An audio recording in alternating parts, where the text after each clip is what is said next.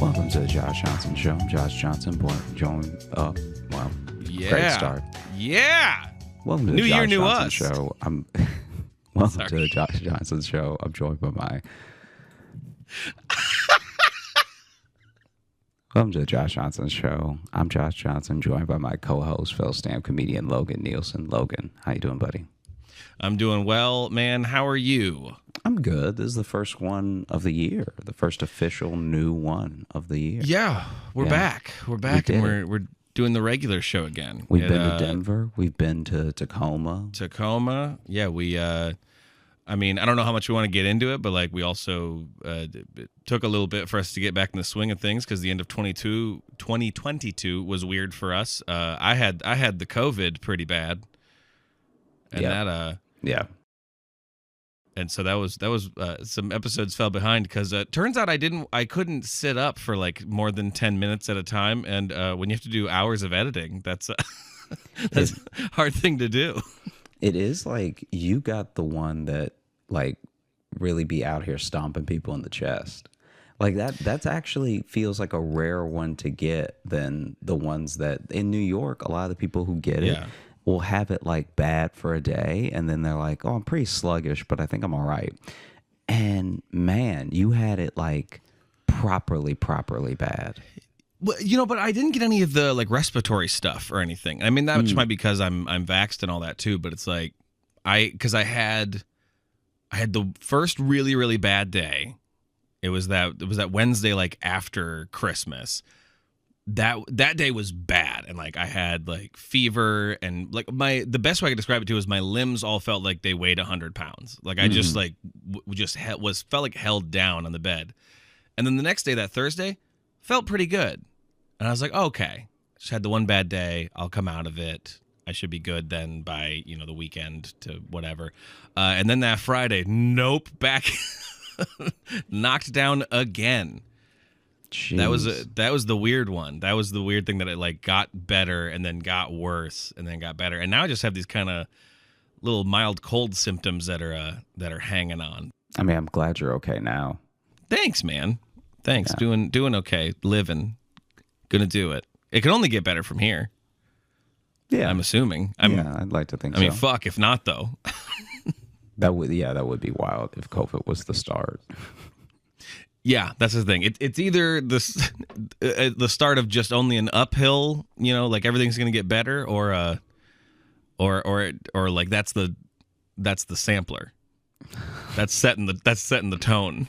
Yeah. For the year. Yeah. Okay. Yeah. Do you?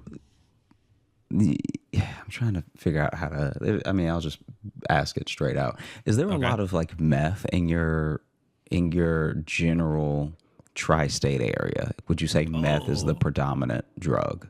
Yeah. How do I put this politely? We love meth here. Oh, okay. Gotcha. Good to know. I don't know how bad it still is. I know Jess says one of the new problems is heroin.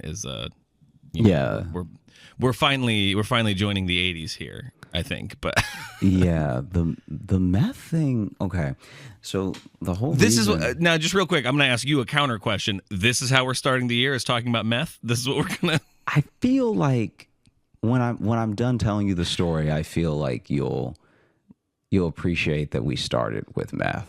Okay. I'm trying to put this in the best possible. Okay. So meth, as we've talked about on the podcast before, is pretty popular in my hometown.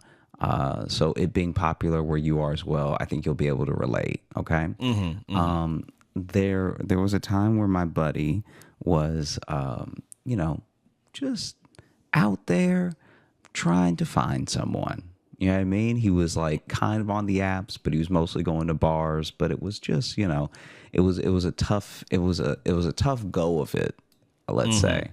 And I'm sure. So he was the way you made it sound like he was out there trying to find someone specific, but he's just trying to find anyone. He's trying to find anyone, any person that will work. I thought maybe he was out searching for someone that he needed to track down, but he's just He's trying to find us someone. Wouldn't that be wild if someone used the actual dating apps to like hunt down their enemy? See, and I didn't mean dating app. I thought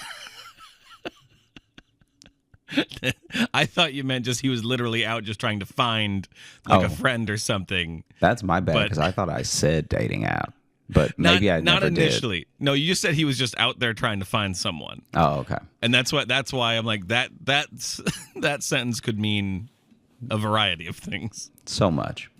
Yeah. Okay, so basically, he's on like the obscure ones as well. Like, did you ever do Plenty of Fish back in the day?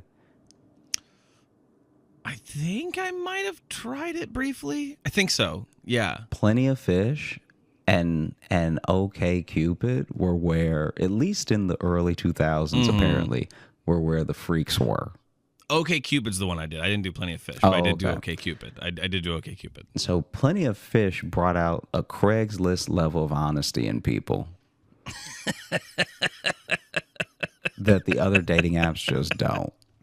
Yeah. Because I think it's because on Tinder, Bumble, Hinge, all that stuff like that, you have to truly choose whether or not you're going to be yourself or you're going to be a catfish, because you can only lie so much before you're like fully lying, if that makes sense. Yeah.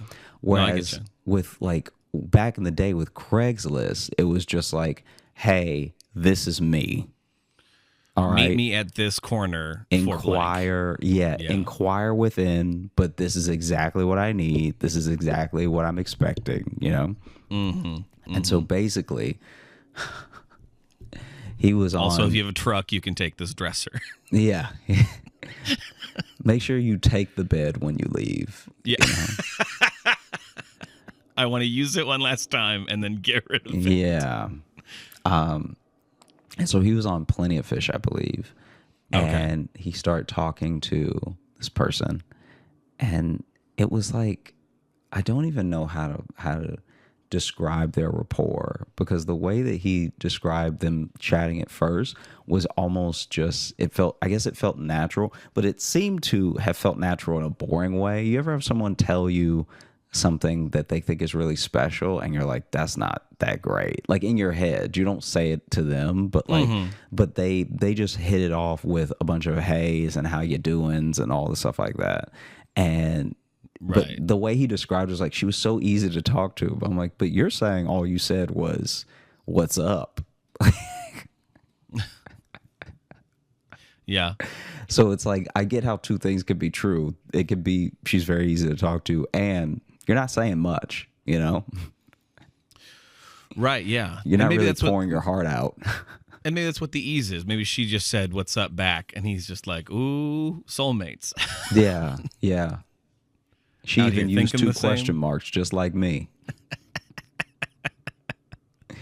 And so basically they start chatting and they set up a date, like time to meet. And she's like, oh, hey, do you smoke? Right.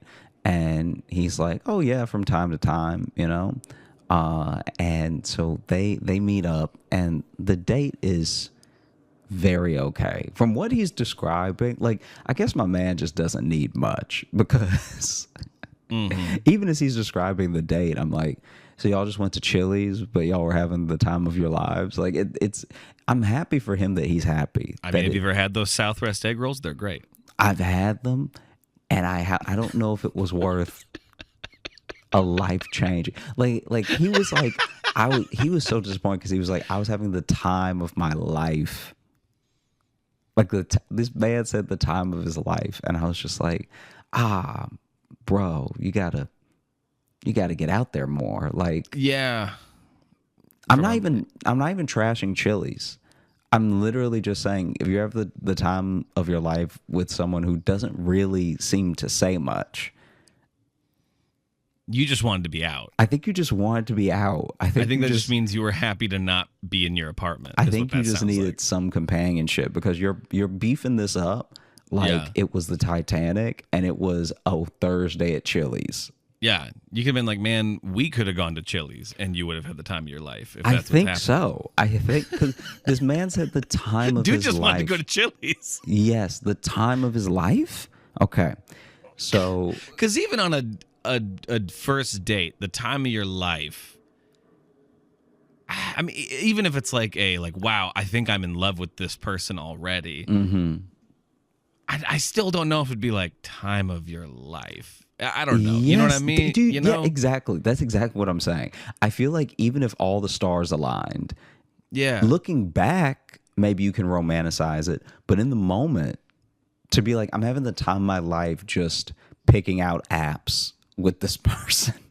Yeah. Well, because in any first date I've ever thought of, like, even if it's fun, there's still a sense of like nerves to it. That's not the time of your life. Like, Exactly. and like, listen, I'm thinking back to my first date with Jess. Honestly, top to bottom, great date. But also, I've done some cool shit. Yeah. Yeah. Time of my life? Of my life. To be fair, it's in my hometown. So it's not like Fair. it's not like there's a ton going on, right? I mean, Chili's is the place to be. It sounds like. And so then she looks at him and she's like, "Hey, do you want to smoke?" And he was like, Gee, where will this lead? Oh, here? And she was like, yeah, you want to go smoke in the bathroom real quick? And he was like, in the bathroom? In the bathroom.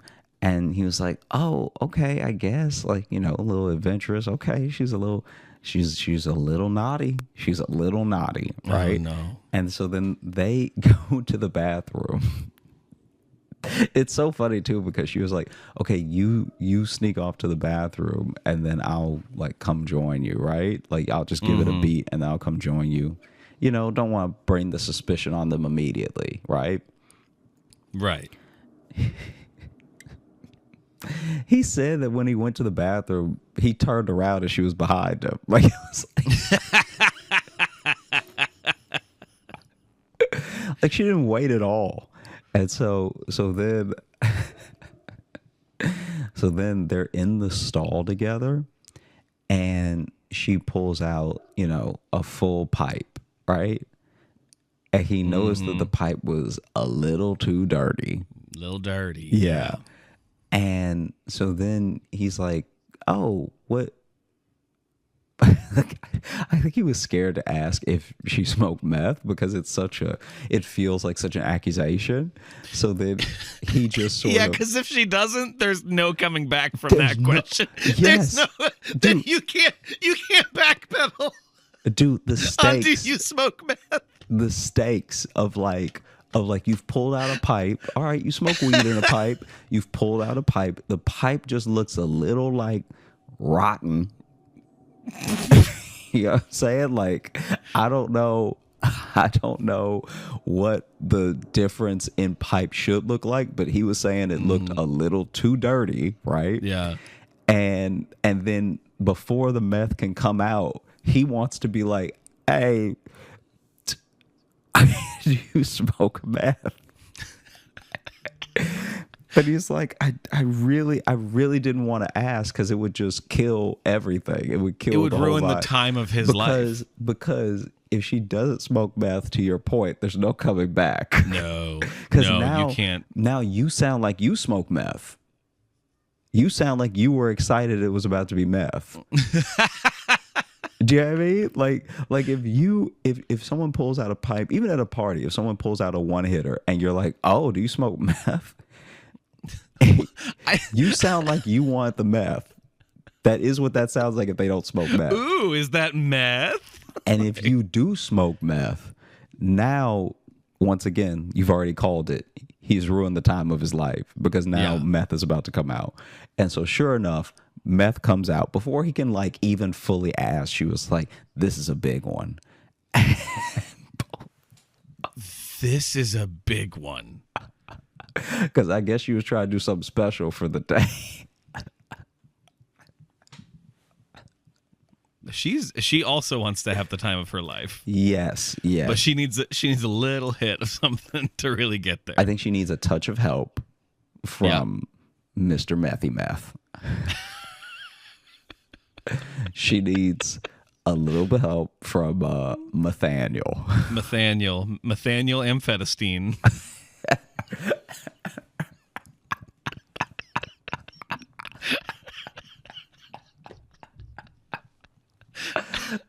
Steen. And so she pops out. She goes ahead and pops out Nathaniel, and she's like, "It's a big one." And then, It's a big one. It's such a. and then he goes, "Oh, okay." And he was like as she's about to like get it started, he's like, "Hey, I'm not really comfortable. I don't really do that. Like we can go back and eat or anything." And she was like, "Oh, okay." And she seemed a little disappointed and like maybe even a little embarrassed. Who knows? Because I imagine, obviously, do you smoke? There's a lot to fill in there. You know what I mean? Yeah. And so cigarettes. I mean, and so basically they stop in the moment. She's like, "Oh, okay, all right. Well, sorry that I." And he's like, "Oh, don't apologize. It's okay." Like he's really trying to save this date. No, So he's like, I "No, would, but I'm full. no, don't. It's all good. It's all good. It happens. This is perfectly normal." So anyway, he then gets out of the stall because he was always with his back to the door. So then he opens the door and then he said he opened the door, was walking out, thought that she was right behind him, but when he turned around, not only had she let the door close again, there was a puff of smoke coming through the. And he was like, "I've never smoked meth, but I didn't know you could do it that fast. Like I didn't know." He's like, "By the time I turned around, still in the bathroom. By the time I turned around, it was cloudy." Yeah. And so then he's walking out, and she's walking out behind me. He's like, "Oh no! Like now this is a meth date because you did it." A meth date. Like you hit it. You know what I mean? Yeah. And so then they go. Because that's now a different person coming out. Exactly. So now they go and sit back down. And I don't know the specifics. I don't know how long it takes meth to meth you. Okay? To meth with you. Sure. that you're gonna roll your eyes at. Amphetamine was wild. Meth with you felt like, all right, okay, I see what you're trying to turn me into. And so you said Nathaniel first, so I don't want to. So they sit down. I don't want to hear it. And they go ahead and order. And she ordered a little more than they talked about because when you sit down with somebody and you're like, "Oh, what do you think you'll get?" And they're like, "Oh, I might get this and this or whatever." Like she went ahead and ordered like a couple things. And he's like, I don't even know if it was stream of consciousness or if she was actually ordering. Like, I don't know if she was just saying names of foods they had or if she was actually ordering. But either way, the server wrote down like 5 things, Yeah. And so they're talking, and even as they're talking, she's like clearly different. Just eyes are a little wider.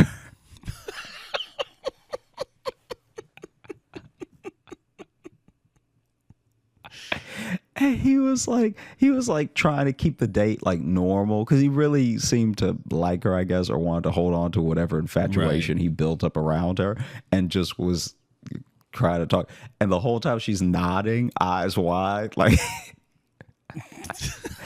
nodding hard at everything he's saying, and has grabbed a napkin and started cleaning the edge of the table.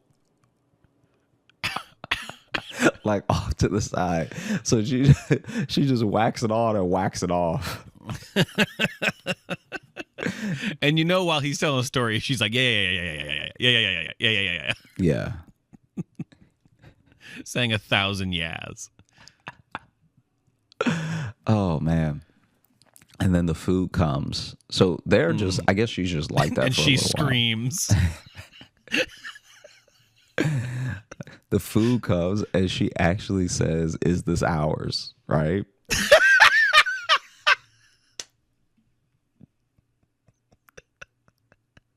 She's like, is this I don't know, it's so funny. is this ours? Is this? And he's like, yeah, it's what we ordered. And she's like, I ordered all this? Like, and he was like, yeah. And the server's still standing there. And he's like, yeah. And she was like, I don't think I'd do that. Oh. And then him and the server just sort of look at each other. And then look at her. And they're both kind of like, yeah, but you did though. You did. Like you said nachos, chili cheeseburger. Like you were just saying all the words. Maybe you didn't mean them. Mm-hmm. Maybe you literally only meant the first thing you said, and Just you kept reading out talking loud. at the same volume. Yeah. And yeah. so we all thought that's what you ordered. Once again, two things can be true at the same time. But yeah, this is all yours. And she was like, oh, okay. I guess I'll try. I guess I'll try.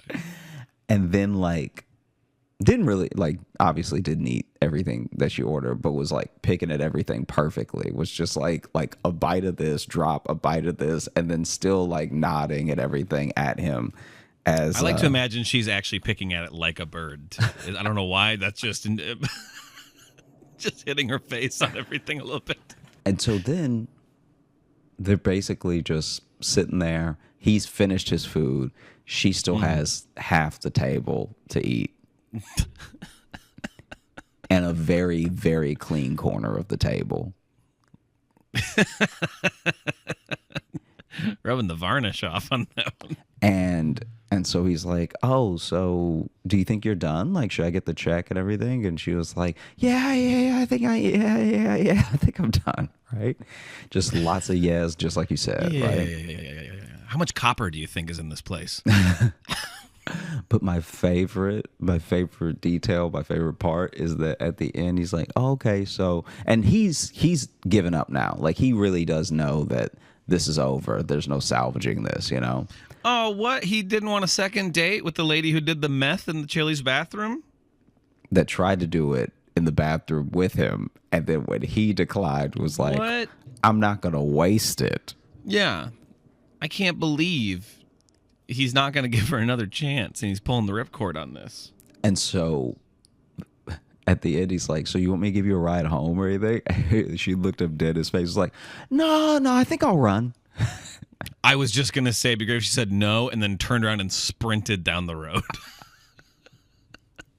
But literally, no, I'm going to run. And so they walked Wow. out together. He went to his truck. And then she was like, okay, this was fun. Bye. And then just like took off.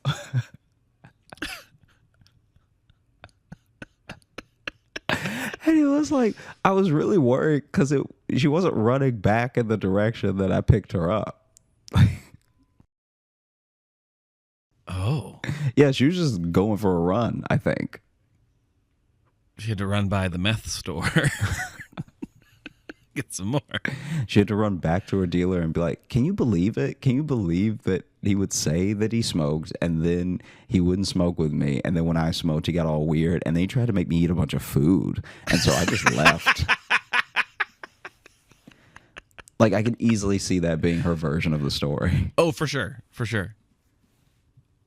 Now, what would you do?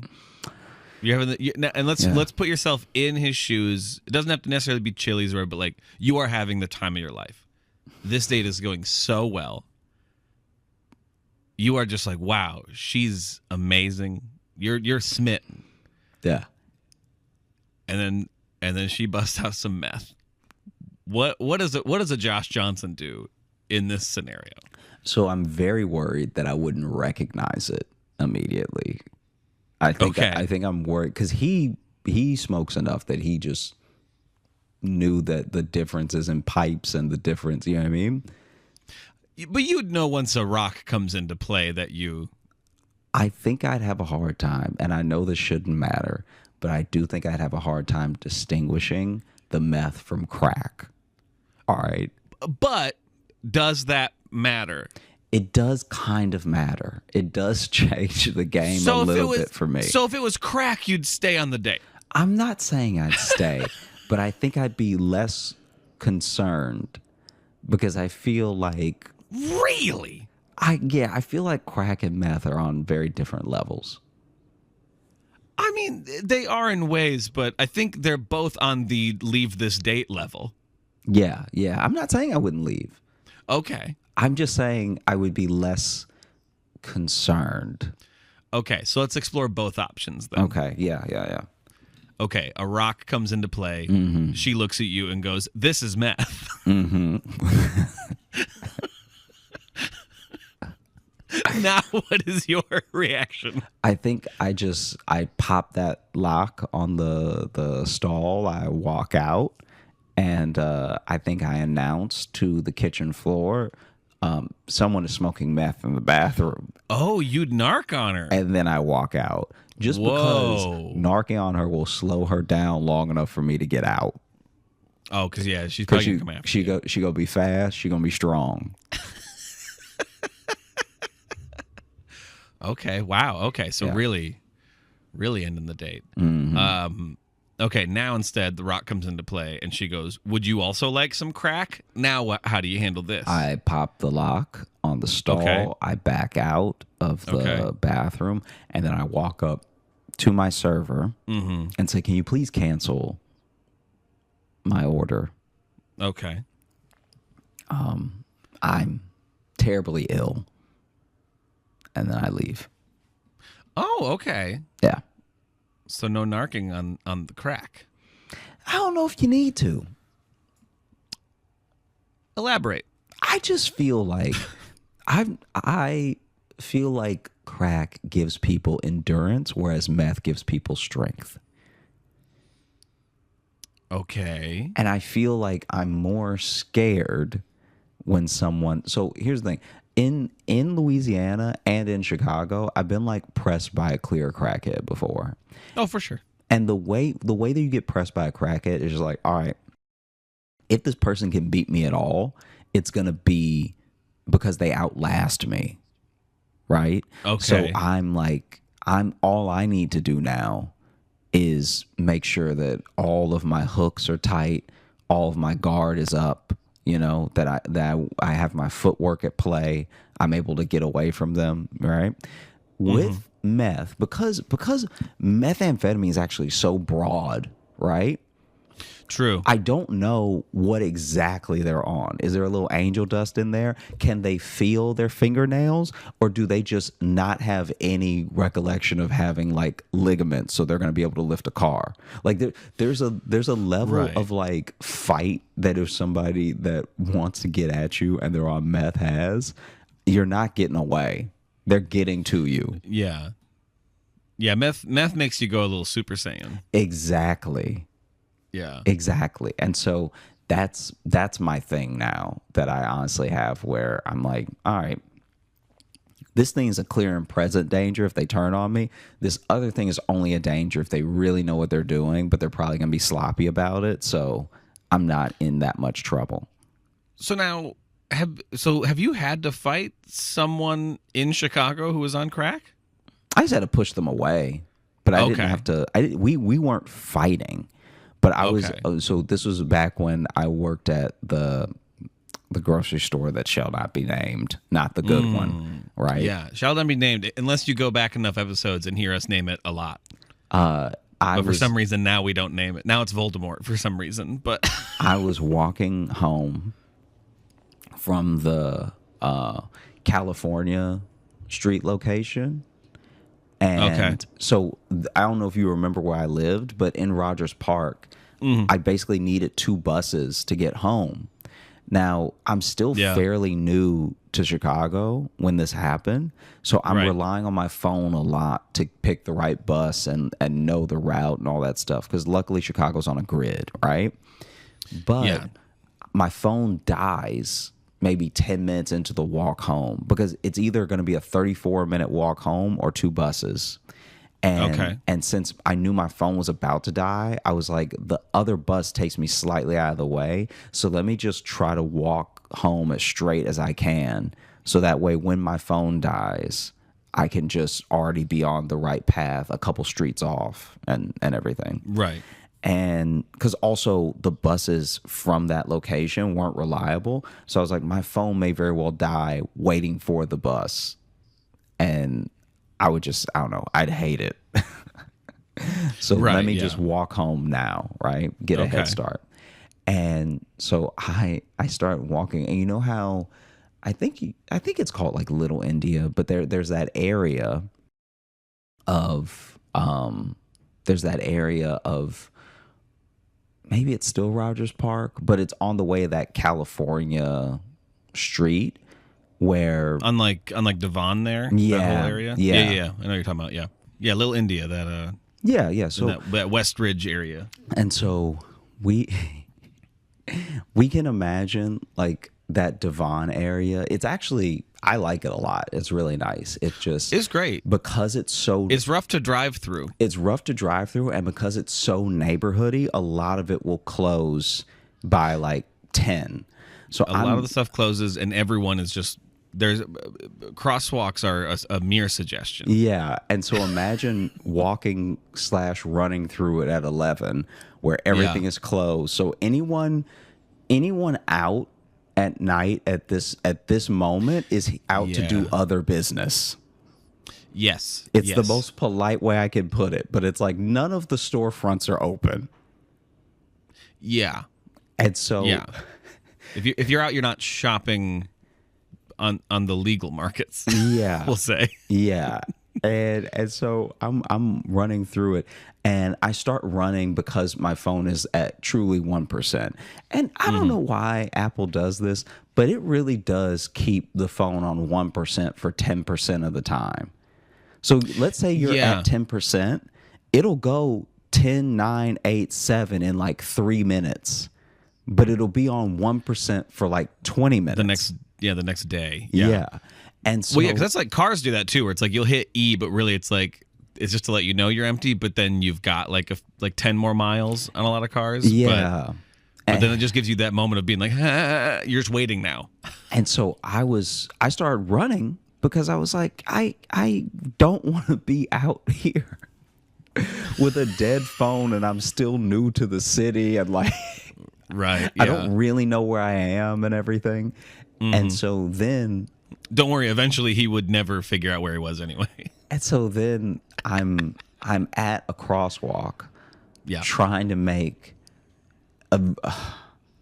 there's a fork in the road. It's actually as you start to get near your place, really, where maybe west of you, there's a fork in the road that is like, it's pretty, I would say it's like not that substantial, but what ends up happening is like, if depending on which one you pick will depend on if you're a mile off or not eventually. Oh, like when you get to like the corner of like Devon and Clark and stuff. There's exactly, where like Ashland branches off from Clark, and like that goes at an angle.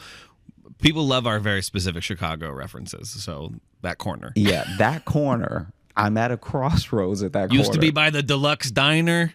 Because now my phone is dead, and I'm almost home, and I don't know it fully, right? Yeah. And then this guy tries to approach me. And this is actually a horrible corner for me. Every time I've been on this corner, something bad has happened. I could do a whole episode about this corner. It's like, remember I told you about that guy that tried to, I'll tell you in another episode, but there was a guy that tried to get me to drink his water bottle. No. He was adamant. It was at that same corner. And he's really? Like, no, drink it. And I was just like, bro, this is the worst way. You're like trying to roofie a person with the most energy I've ever seen right now. Like, it's water. You got to be sneakier, bro. Dude, and he kept, I was scared he was going to try to splash me with it. He kept putting it to my mouth. Oh my God. And trying to grab me and make me drink it. And I was like, dude, get away from me. And this guy was just, he was not having it. He was like, drink this. I was like, jeez. And so anyway, for this purpose, there was a crackhead. And for this purpose.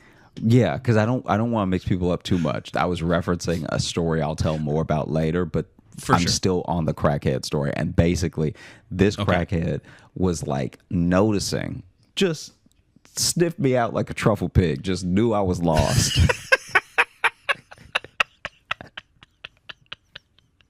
He really did. He was like, fear? Ooh. Well, I could handle a little fear. Yeah, fear goes down easy. Let's do it. Yeah. And so then I'm like kind of panicking because I recognize some of the streets a little bit, but I know if I take the wrong turn, it's going to take me another 20 minutes to get home or whatever. Because there's not only is my phone dead, so I can't order an Uber, but I don't have Uber money back then, you know? Right. And well, Uber was still pretty new at that point too. Yeah, it was still pretty fresh. So you're like brand new to Chicago then? I think I had only had this job for 2 weeks. So yeah, wow, okay. I was like very, very new. Gotcha. Okay. Yeah. And I think I had also never, as dumb as it may sound, make fun of me if you want, I don't think I had ever come home from this angle. So I truly didn't have any sights to recognize. Like, I know what you mean, but calling it angle. Like if you always take a left when you leave your house, and then you know exactly how to get home from everywhere left of your house, and then one day you just end up on the right. Yeah, and you're like, I've never even seen this street before, and I know I'm so close to home, you know? Right. Yeah. And so this crackhead sees me, and he's just like, okay. This crackhead saw me, and it really came at me like you would come at a stray dog. He was like, hey, buddy. And his hand out for you to sniff. Little guy, like, hey, you lost? Hey, buddy, how you doing? Like, he really... Oh, hey, buddy, from the shadows is never good. And he's coming at me like I'm literally a puppy that's going to run away if he gets too close. Because even his steps are a little too delicate. Like, oh, that's some real like Pennywise energy. Yeah, you know? Yeah. Hey, bud, we all float down here. And he's also as a crackhead, he doesn't look good. So it's that much scarier. Right. It's like it would be scary if any person at night was like, hey, buddy, you lost? Are you lost? It's like that's already unsettling. But just imagine they had a little. And for the audience who can't, I'm looking into your eyes in this Zoom call. That was very unsettling. The calmer version you did was much worse. And like I can't even. Okay, I'm trying to describe how he looked in a way that sounds rational, but he just did not. It's gonna make me sound crazy to describe how he looked because he truly didn't. He looked like he had half blown up because half of his hair was sticking up and to a side, and that same side of body, right? So his whole right side had kind of a suit on. And the rest was just shirt. Okay. Does this make sense what I'm saying? It like he almost looked like Two-Face from Batman, except Two-Face is wearing a different colored suit on either side. This dude had like a suit in tatters that was hanging off of his right side. Okay. His left side was just the shirt. Gotcha. So his left side was way more messed up than his right side. Okay. But his right side from the neck up looked like the side that the bomb went off on. Because it's like his hair was over here, like Einstein-ish on the right side. And the left side of hair was like pretty normal. And then the right side had like a suit and the left side just had shirt. Remember how when we were kids they had action figures that was like Battle Ravage Spider-Man? Yeah. You know? Yeah. That was like had holes in the outfit. So this Battle Ravage crackhead. Yes, it is because it looked like the best way I can describe it truly is that it looked like he had freshly been hit by a car. Oh God. like he was clearly not okay. And so he starts like inching towards me. He's like, "Hey, buddy. Hey, are you lost? How you doing?" Did he say, "Are you lost"? He said, "Are you lost?" Because he saw me. Oh, God. He saw me run to that corner, but then look around. Oh God. Because I was just trying to get as far as I could on foot while my phone was still alive, but then it died. You know, And he's like, I'll help you get home if you answer these riddles. And he was like, I've never, except in New York, had someone try to rob me, but in such a, clearly they haven't been robbing long. Right. And so he was like, he basically was like, I'll give you directions home if you just like tell me where you live and a little bit of money. Like, he worded it as poorly as you can word it for someone trying to rob me. Like, his offer was terrible. He was like, just tell me where you live and give me some money and I'll get you home. It was like that. It was like that. It was horrible. And so then I'm like, oh, I'm good. And he's like, you're not good. Oh God. Yeah. Dude, this is really scary. He was like, you're not good. And I was like, no, man, I'm all right. Like, I'm gonna get home and everything. And like, I think I even tried to make up some lie about meeting some people or something. And right. It was like, truly, this is like really scary because I'm meeting up with my very strong girlfriend. Yeah, I'm gonna meet up with Leave me alone, sir. With my real strong girlfriend and her whole rugby team. So you better watch out. Like, it was, dude. I was like saying all types of stuff. I don't even know what. I'm probably sound just as crazy as him because I was trying to say stuff to scare him off because he keeps getting closer to me. I forgot to mention that he keeps getting closer with everything he says. Oh God! And are you still just on this corner, or are you? I'm waiting for the light to change. Oh, okay. This is all happening like actually pretty quickly. Right. And so he's getting closer and he's like, you're not good. You need help. Let me help you. And I was like, nah, man, I'm all right and everything. Like, I'm gonna meet some people and stuff. And like, I'm not even trying to get home. I like specifically in case he followed me, I was like, I'm not even trying to get home. Right.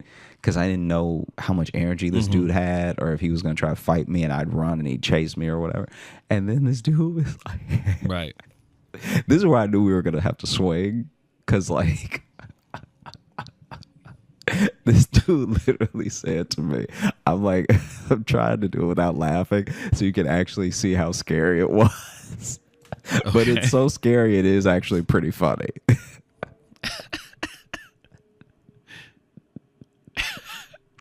So I'm like, oh yeah, I'm not even trying to get home. I'm just trying to meet up with my friends. And then he said, like, he must have been a crackhead psychic because then he was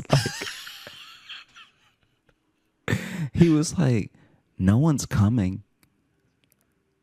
Oh God. And to say that to me on the street at night, and technically we're in public. Yeah. Very technically we're in public. Yes. And so to tell me no one's coming, like we're in my own basement. Yeah. Is so crazy. And so he got closer to me and like now I'm backing up because I still have a whole, like I technically could have crossed the street the other direction and then tried to walk and everything. But I was just trying to deal with it as best as I knew how. And it was all happening kind of fast, like while the light was changing. Yeah. And so then he gets a little bit closer to me and I was like, hey, bro, back up. Like, why do you keep coming towards me and everything? And he was like, I'm trying to help you. I was like, well, I don't need your help. And then he got a little closer and I was like, dude, back off. And then he pushed me and like, oh shit, he didn't push me into traffic, but I definitely could have fell in traffic. Like, luckily there was no traffic because it's like we're at the street corner, you know? So by pushing me, you're pushing me in the street, you know? Yeah. And then he got a little closer and I just pushed him back and like just started yelling. Like it just all came out. I was like, oh, fuck off, get out of my face. Like all this stuff like that. And he finally like backed up a little bit and then I just crossed the street and I tried to not look back. Because then that's like looking back is a sign of like, I really hope you don't follow me. Right, yeah. And so then I waited till like,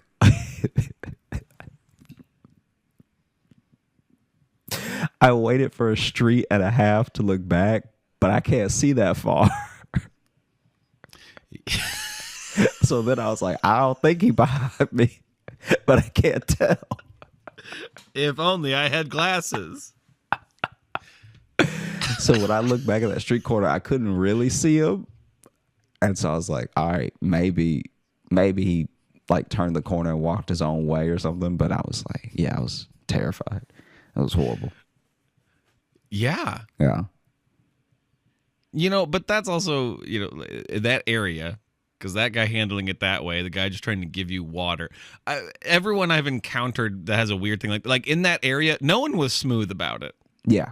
Never. You know what I mean? Never. Never smooth. It was always a convoluted way to try to rob you or proposition you or something, where a lot of times you're like, wait, what? No, okay, no, bye. Yeah. Like everybody on that corner is no one bad just pulled at a it. gun in that area. No one just had a weapon.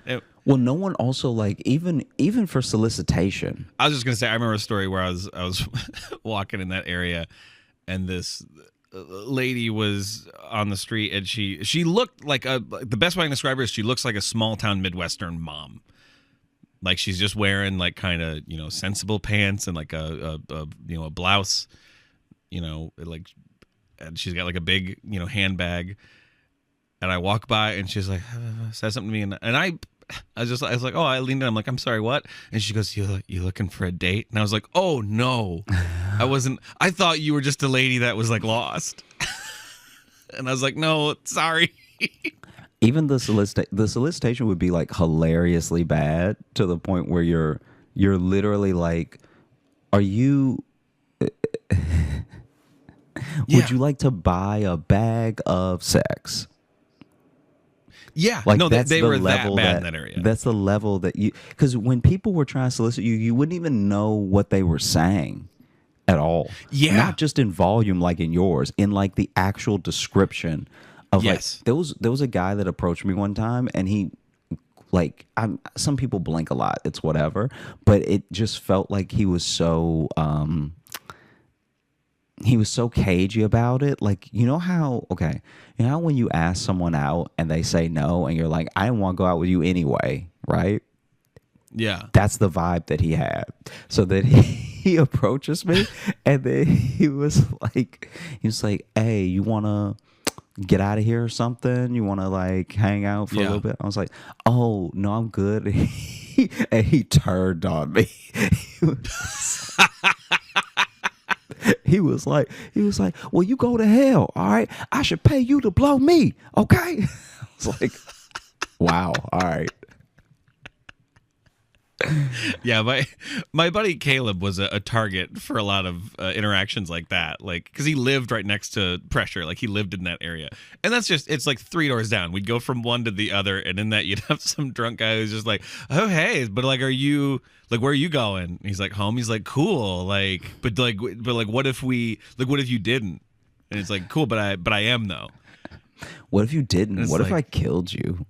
It's like, yeah, but like, are you guys like gonna go like party somewhere? It's like, no, I'm going home. Yeah. Let's hang out here. No. That also happened to me in New York. There was a guy who was like clearly off on the train, and he just walks up and starts talking to me because I give off that vibe. And so we're not even chatting so much. At first, I think I'm having a new conversation with a stranger, and then I realize he's too dialed in, and he's like telling me all this stuff about like some drama that happened at what I can only assume is like halfway house from the way he described it, and then. And then he gets on the train next to me, which I'm like, oh no, like this is rough. And he's like, so where are you going? I was like, oh, I'm going to do a comedy show and blah blah blah. And he was like, well, I would love to come to that comedy show with you. I was like, oh no, but it was a free show, so it was like there's no stopping him. There wasn't even a cover at the door that could have blocked him. And then 3 stops later, the cops got on the train, and they were like, walked up to him and they were like, get off the train. And for a split second, I thought they might have been talking to both of us. So I'm already like, And then he said something. He was like, what'd I do? And the cop pulled out some pepper spray and just held it to his side and was like, get off the train. And so then he goes with them. And apparently, I don't know, I guess they had been looking for him, or I don't know what it was, because he was acting erratic when he walked up to me on the platform. Right. So, okay. So maybe they just called ahead. Or it'd be great if they like held up a note. They're like, we found your calling card. Yeah. And he's like, you followed the clues. I remember in that area too in Chicago. I can't remember if I've told this story on the podcast before, but this one, I still don't know what this guy wanted, what the goal was, or what his plan was. Because it was me and a couple friends. We were leaving a Mexican place. We were leaving with some tacos and stuff. And this guy just appeared out of nowhere. And this is during the day, too. This isn't even at night. He just somehow appeared, and he walks up. And this is his exact voice. This is going to sound like I'm doing a cartoonish voice, but he sounded like a Muppet. Because he just walks out and he goes, "Oh, hey, do you guys have cigarettes?" And we said no. And he goes, "Oh, want one of mine?" Just looking down at your phone. Cool. It's fun to tell stories when you're just... No, I'm sorry. Nope, it's okay. It just cut that one out. It's fine. It just seemed like Mario. That's what I'm saying. He sounded like a cartoon. And that's what I was trying to pull up in time. And then you called me out. Because I was... I didn't have the timing, but I was like, oh, he sounds like Mario. And this great sight gag is Josh holding up a picture of Mario Lopez. And he held it up to the Zoom camera, so that's not even going to be in the video. Well, you said you were going to cut it, so I didn't know. Oh, yeah.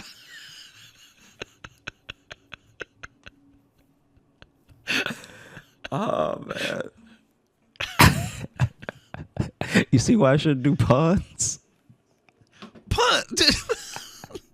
You shouldn't Google while I'm talking to you. No, fair enough, but I really thought I had something that was going to get you.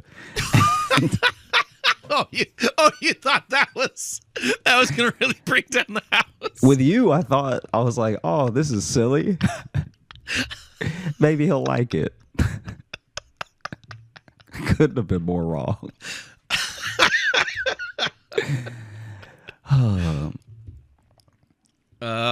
Well, should we open up the mailbag for the Let's do it. first time in 2023? Make it happen.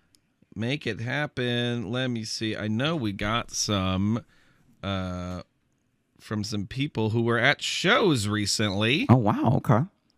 Yeah, so here is one. This is from Ginger, and it is titled "In Defense of the Coffee Creamer Scandal." Okay, scandal. I like scandal. I like that it's a scandal. Yeah. But hi, J-Lo. I want to start off by saying I'm a huge fan of y'all. I had enjoyed Josh's comedy on YouTube years ago, but rediscovered him during the pandemic. And once I did, I dove into a joyful rabbit hole of laughs that was so needed at that time. My best friend and I even went to his Zoom show where Logan opened. And it is definitely something we still talk about. That would have been right before we started this show. Yeah. And it's definitely something we still talk about, especially after she moved to New York, where she interned on the Stephen Colbert Show and got to see Josh perform. Oh, wow. Oh, wow. Your podcast has brought me much joy and loud laughs over the years on the bus to work, at work, and at night, where I only listen to old episodes as I can't sleep if I'm actively listening. Oh, I can't sleep if I'm actively listening to news stories. The best part is sometimes lines from your show will incorporate themselves into my dreams. So I'll just have a character saying something like, disagreeing with strangers on the internet, what's more American than that? I like that. I like characters in the dream. Yeah, me too. Sorry That's about your brain, fire. King. Just, yeah. Sorry this email is so long. I recently got to take my fiance to Josh's Tacoma show, which you both were amazing in, and we were sad we couldn't snatch up those 2 front row seats. Oh, I think they were at that show. Yep. There was one. Yep. There was a show where Josh went out and was very pointed about the 2 empty seats up front. And these upper paragraphs are basically what I would have said if I wanted to hold up the meet and greet line. But to the point of the email, I recently had a time at work where 2 coworkers were talking about if a sticky box of French vanilla coffee creamers were still good. I was also curious, so I popped one open and shot it back. It was delicious, sweet, and milky, and I could absolutely see myself nursing a glass of this on the couch with a friend. Put it in my coffee this morning. Not as good. So, Logan, I'm sorry, but Josh is totally right. If I didn't know it was coffee creamer and thought it was just a sweet milk, I would have made the same mistake. he should be acquitted of all charges of cartoonish behavior for the scenario at least. Anyway, thank you both for the laughs. I rate this podcast 100 out of 50 Squiggle Bops. Squiggle Bops is a new one. Boom. Ginger, Vindicated. Thank you for emailing in. You're very wrong. Vindicated. No, a lot. I mean, there are a lot of wrong and sick people out there in the world. And you're not vindicated. Especially too, she's like, I would take it as a sweet milk. That's not a thing. Vindicated. Hey, thank you all. Hey. Thank you, Logan. Hey. For being the best co-host in the world. And thank you all for listening to the Josh Johnson Show. Wow, I really thought there was going to be a turn there. I prepared for... Yeah, you really braced yourself like I hit you or something. You've never done that before. Thank you so much for listening. Rather than asking you anything at all, I'm not even going to plug socials or anything. I just want to say thank you for listening. And if you enjoyed this episode, just tell one friend. That's all I need. Just one friend. Tell them about crack, tell them about meth, and tell them about this show. Okay. It'll be good preamble for the show. Not saying tell them, like, spread the word, like, do it. I'm just saying, like, hey, do you think crack stories are funny? Well, this episode. Oh, boy. Yeah. Do I have a show for you? Yeah. I do want to plug because as of this release, it'll be this weekend, this coming Sunday. It's our first virtual show of 2023. Mm-hmm. So if you want to come hang out with us while we do these, and especially if you've never been to them, they always they're a fun time. We interact a lot with everyone who's there. We've kind of built a little community around it. So I'm just excited to get those going again because it's been over a month now since we've done one. So we had to do it kind of early in December. So I do want to plug that because it's a very fun time, and I'd love more people to come join us and grow that goofy community. Yeah. So there'll be a link in the bottom, in the bio and stuff. January 29th is when that's happening. Thank you all so much, and I hope you have a great rest of the day into the weekend. Bye-bye. Crack. Don't meth with me. Hey, thanks so much for watching. Please like and subscribe. It really supports the channel. Hit the bell notification because apparently it's the only way YouTube will tell you that something happened. And just tell a friend. That's the biggest thing you could do. Just tell one person in your life that you like, maybe you don't like, that this video happened to you.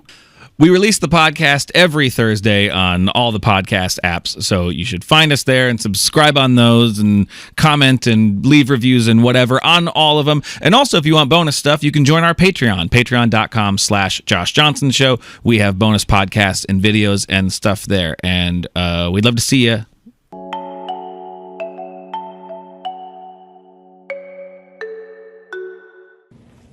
I get hyped for the 4th of July ahead of time, really far out, Get great barbecue, It's the country's birthday and everything, It's the only time as a guy you can look up at the sky and be like, ooh, sparkly, yes. You still have to hide it behind machismo, like, yeah, it's sparkly, but it's blowing up, all right? Anybody can get it, shots fired, okay? 4th of July is just a straight pride parade.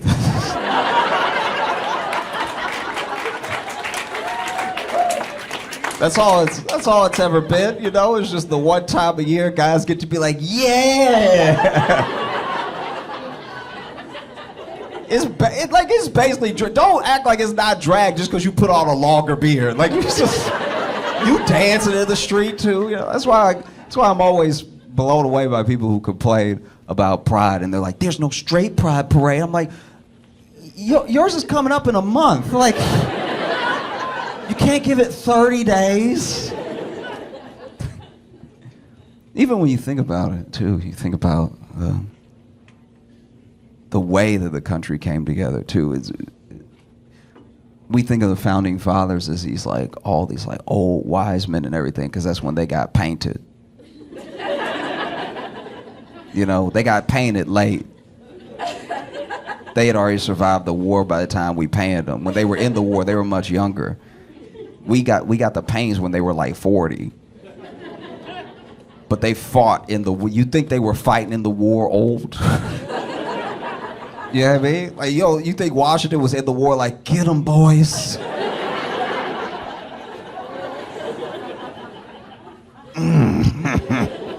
No, y'all shoot. Oh. No, these were young men. Young men battling to create a country, you know? And it's mind-blowing how young they were when we won. You know, July 4th of 1776, Alexander Hamilton was in his 20s, early 20s. So was Aaron Burr. You know, some of the oldest people, I think even Washington was like only 40 or something. And that's just, it should be a testament to the fact that sometimes, you know, as much as young people don't always know the way, they have the energy to go the furthest, you know? So sometimes it's important to like let young people lead and old people guide, you know? I think that's how you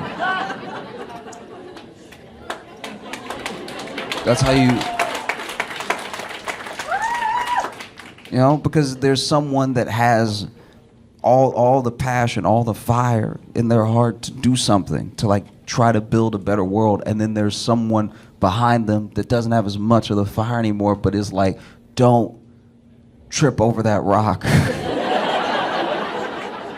Just go a little bit more left and you'll be fine. Don't do what I did. That's how I messed up my knee, though.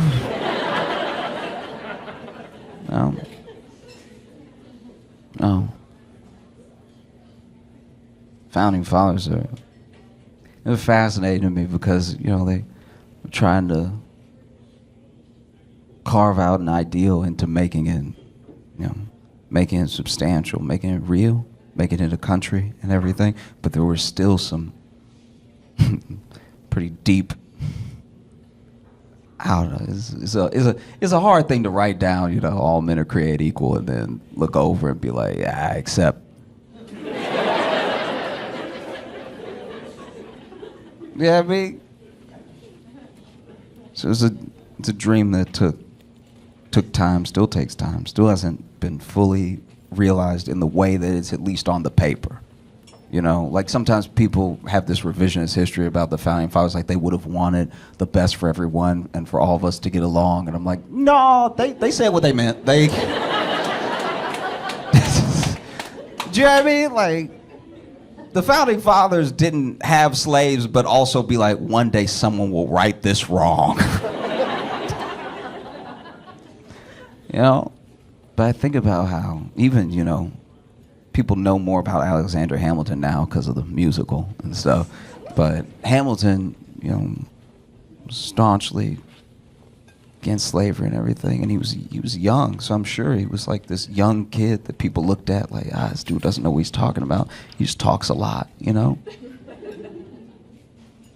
And it's funny how we know about Alexander Hamilton and Aaron Burr's feud mostly because of the musical, but we don't know how petty it got.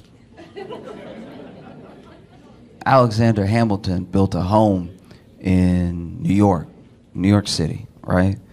And Aaron Burr used his money to build a home down the street because he was jealous of where Alexander's home was, so he built the house pretty close by so that I guess Hamilton could see him hating from down the street.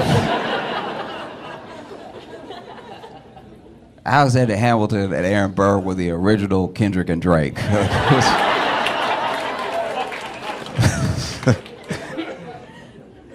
Amazing. I also get excited for the summer. I get excited for July because it usually means, at least for some years, that Will Smith has a new movie out. And it's happened. Bad Boys is out. It's crushing the box office, you know.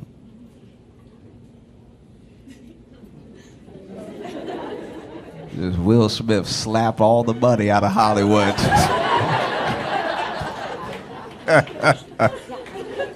Man, I want them to make as many Bad Boys movies as possible. I want to see these men old. I want there to be so many Bad Boys movies that after a while you're like, boys? I want them to make so many they gotta change it to bad unks, you know?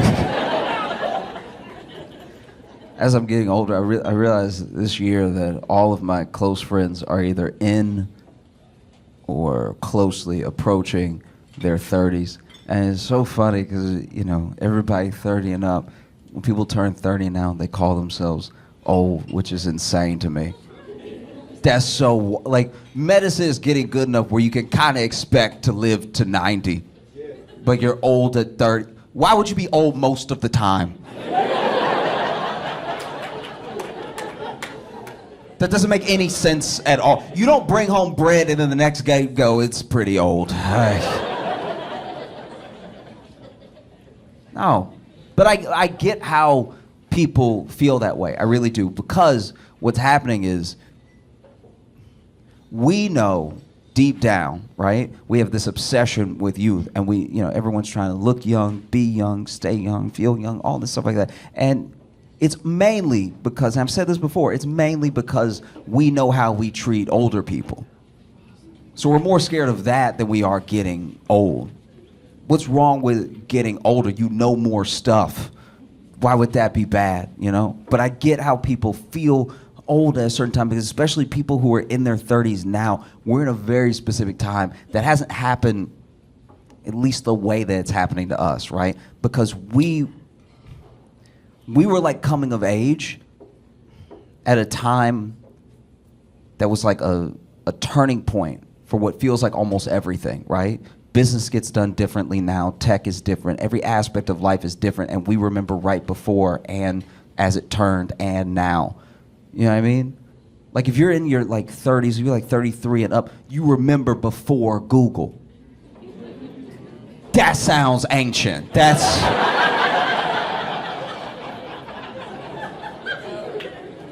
Just to say before Google sounds like another century, because it was. I work with people that are younger than me. And I was explaining to someone, and I hate when I have to explain a thing that makes me sound older than I am, because they're a little younger. So then I had to explain before Google to them. And I sounded crazy. I sounded crazy to me, but I was there, so I know I'm not wrong.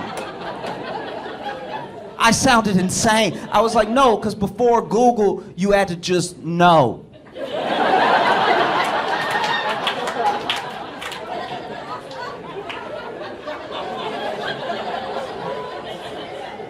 And if you didn't know, you had to ask somebody who you hope knew and was friendly, and if they didn't know, you had to go online. We still had online. Don't do that. We still had online. So then you had to go online and you had to ask Jeeves, and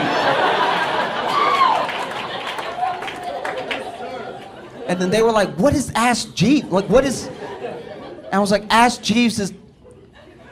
It's like if Google was white. Like it's."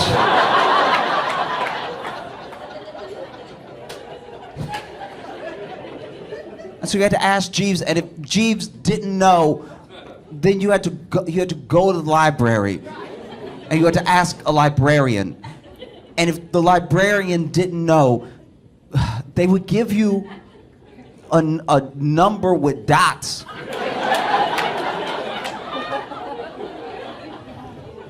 They would give you a library is like a house for books.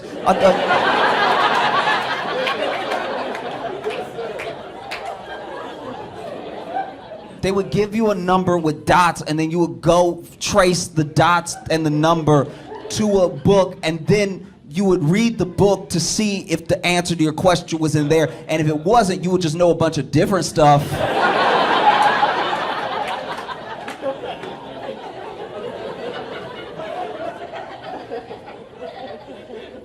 You would know. A book is like a slow Kindle. It's like.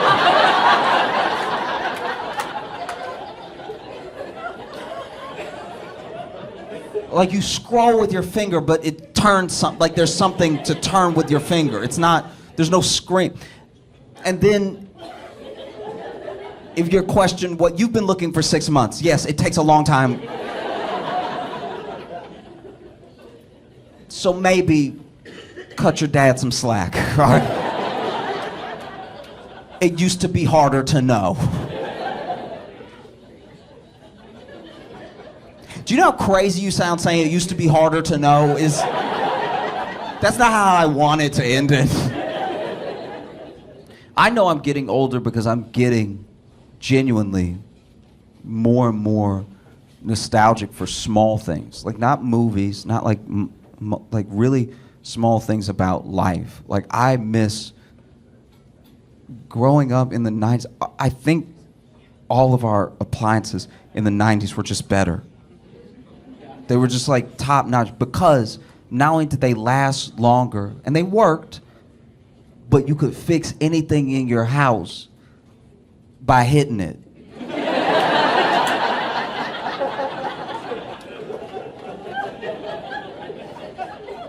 Violence solves so much in the home.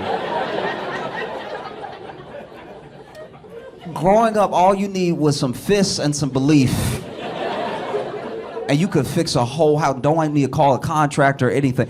Like if you had just any appliance, you know? And what was special about it was that you knew how to hit it. You knew how to hit yours.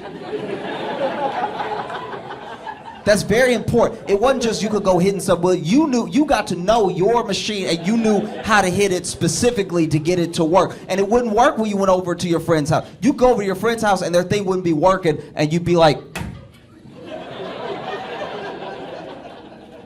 and they'd be like, no, you gotta go.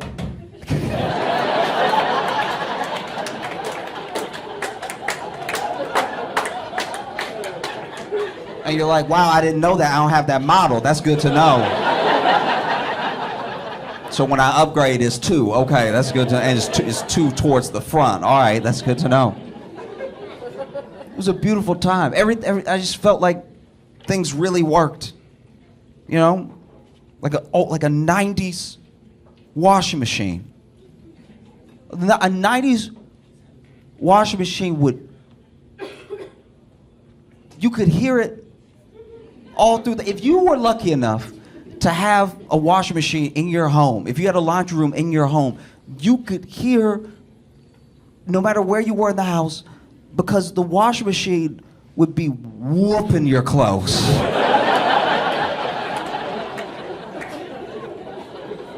No matter where you were in the house, as soon as you started the watch, you would hold off watching a movie. Because you're like, we can't watch a movie and do the laundry. That's not, it's gonna mess up the experience, all right? It would be whooping the state. You could hear your clothes getting beat. And they were all loud and they all just, like the washing machine moved like it had legs. No matter where you were in the house, you could hear your clothes screaming in the machine. Just,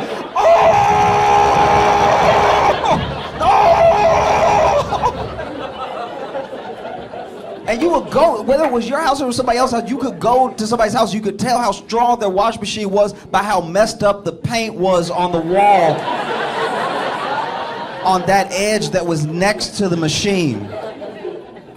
It would be beating your clothes, beating the stains out, horrific stuff, right? To the point where you could, even when you stained the shirt, you could tell, even back in the 90s, your shirts would be like, don't do that to me, bro. No, come on. Hey, no, we good? I'll push it out.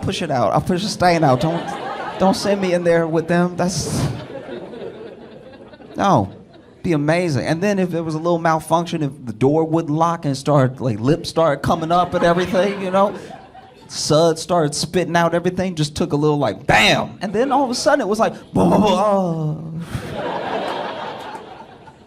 It was beautiful, you know? These new washing machines. I know I already sound like an old man, but like this. I was at an Airbnb. They had a washing machine in the Airbnb, which at first I was very excited about. I was like, oh, it's amazing. You never get this, right? And the washing machine was state of the art, and it was like a Tesla washing machine. It had so many buttons. It had a keyboard's worth of buttons. It had more buttons than I cared to read. Like it was. I just wanted to hit clean. Like it had a handkerchief setting. Insanity. And then you put the clothes, got a stain on the shirt, put the clothes in, and then, you know, you hit whatever, turn. There was a lot to do.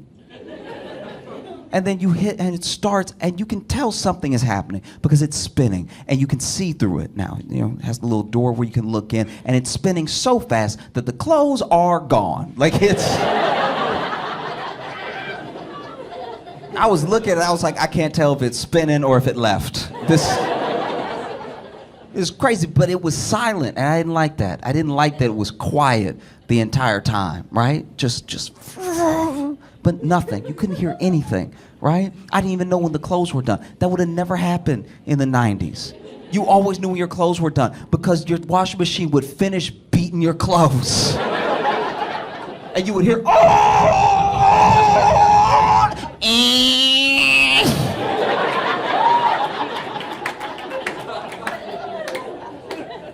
because they used to put alarm clock stuff in the washing machine to make sure they made the same noise. This thing finished, I had no idea. It finished and it was like, hey.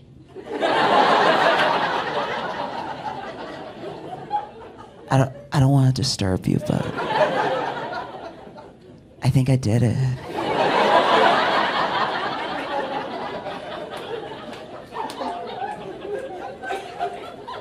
And then I pulled the shirt out of the washing machine.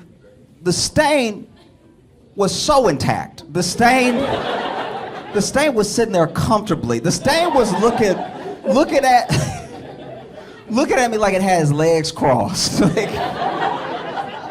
looking at me like, your move. Even TVs. I remember we got like a big screen TV and it was a huge deal, but the TV was like, if I remember correctly, it was kind of like a hand-me-down because we got the TV because it wasn't really working as much anymore. So the people that were throwing out TV were like, we're going to get a new TV. And we were like, we don't have a TV, so let's take yours, right? And it was huge. It took up like most of the, remember the big 90s, tall, wide. Remember when TVs had ass?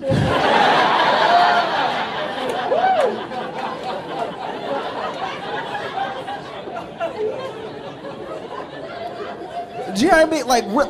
Like really had it, like some true thickums. You know what I mean? Like, you would go over to your friend's house, they'd be like, I got a new TV. You'd be like, ooh, she packing. Oh, wow. I don't even understand. I don't even know why they made them like that. But it had like, it would be the screen here, but then just boom, boom.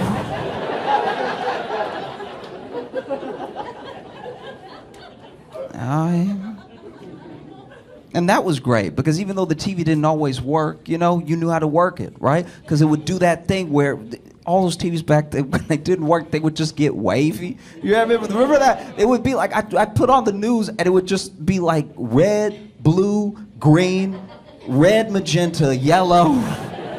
And you turn on the news and be like, at 8 o'clock.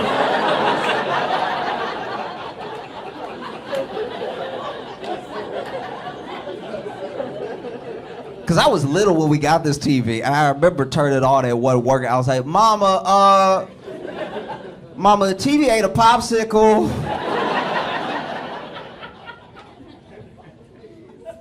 And my dad would usually be the one to hit the TV because he knew how to do it, right? But my dad hit the he hit the TV a lot.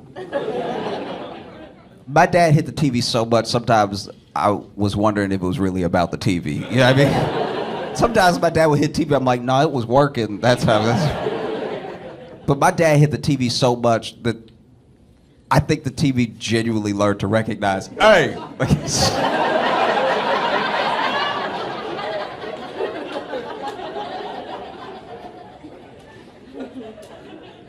One time I was trying to watch the news and my dad came home. That's all he did. He just came into the house and the TV was like, 8 o'clock. As soon as he closed the door, it was like 2 people were murdered.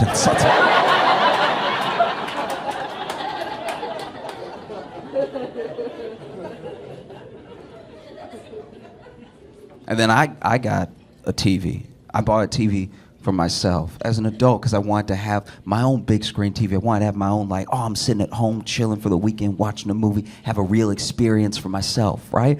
And I bought it. It was too expensive. I took out a car note on this TV. This several payment TV, and we bring it home. I'm excited initially. I'm super excited because, they bring it home and they install it, they mount it on the wall and everything. Smart TV, brilliant TV. Good grades TV, right? But I'm trying to watch this TV and I want to be, I'm not like a dumb person, but like I cannot figure out how to get the subtitles off this TV. And it's like, I can't stress how much this is not my fault, all right?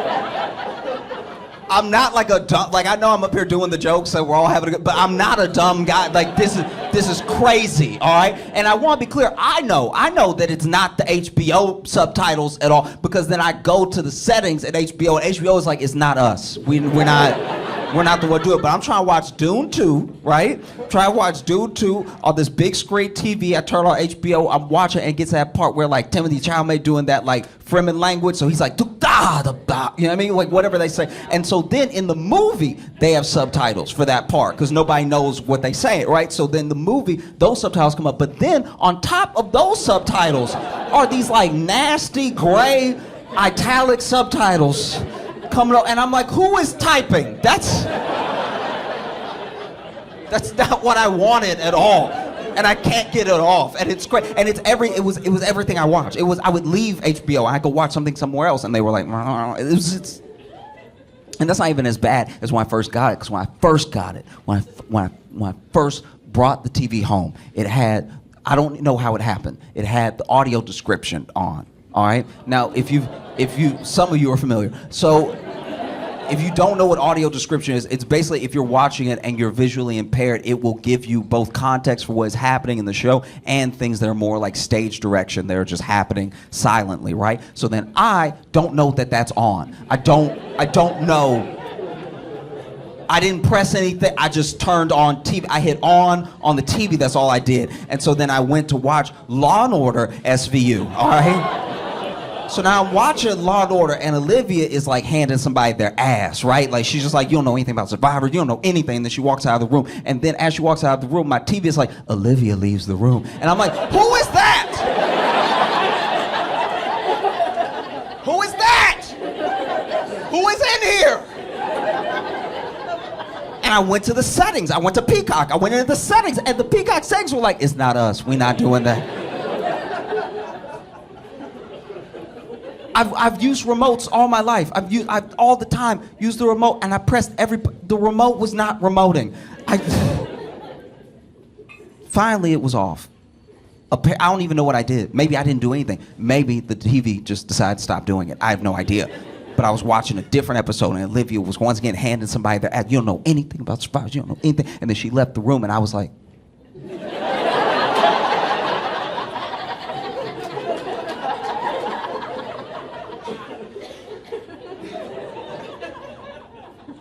because what can you do with this TV? What can I do when I can't get the subtitles on? You can't hit it. You can't hit it. I took out a mortgage on this TV. You cannot hit it. You used to be able, when the old TV, when I was little, I would play Sega Genesis connected to the back of the TV, right? And then sometimes Sega would be glitching up, which, translated for kids means the game was cheating, right? So then the game would be cheating, and so then I would get mad, and I would stand up, like 10 years old, and I'd stand up, and I'd punch the TV in its face. I would I'd punch the TV as hard as I could in what I thought was the nose, right? Like I would just, and I don't know what the TV was made of, but I would punch the TV and I would pull back the most mangled hand. Cause I don't know what it was made of, but it wasn't glass. There's no way it was glass. It had to be like clear steel or something. Cause the hand that I was pulling back, all my fingers had switched up and stuff. My thumb was in the middle.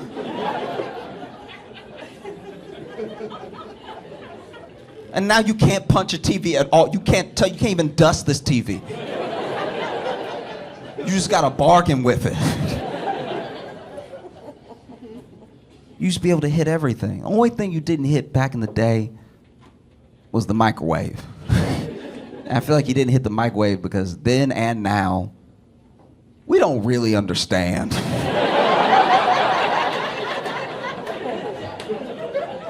how the microwave works. Yeah, I mean, that's still, that, I can only describe a microwave. If someone had never met a microwave before and they were trying to ask me what a microwave was, I'd be like, it is hot magic.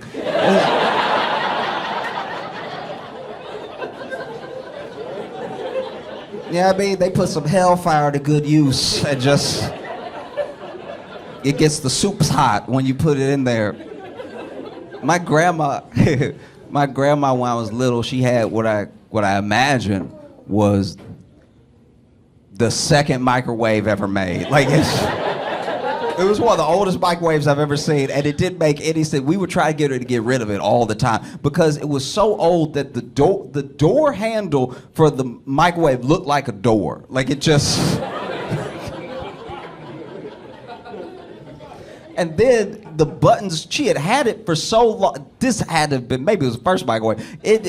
She had it for so long that all the buttons had faded. So you don't know what you're pressing. I don't know what's potato and what's two. Like, every time you put something in this microwave, it's a gamble, right? You don't know if you're hitting defrost, if you're hitting 9 or whatever. And so there was one time that everybody was cooking in the kitchen, but I wanted to make some easy mac in a little cup, so I flipped open, put the water in, tried to put it in the microwave. It was like dun dun dun dun dun, because I just had to go by feeling, because all the buttons were like outies. Does that makes like all the buttons were poking out like.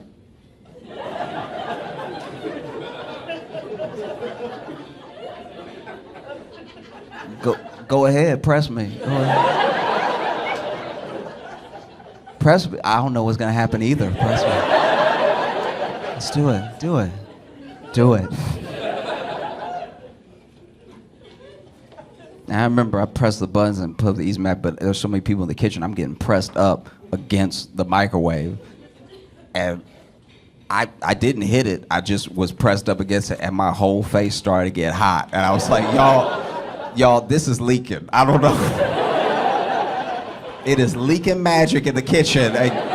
We need to evacuate.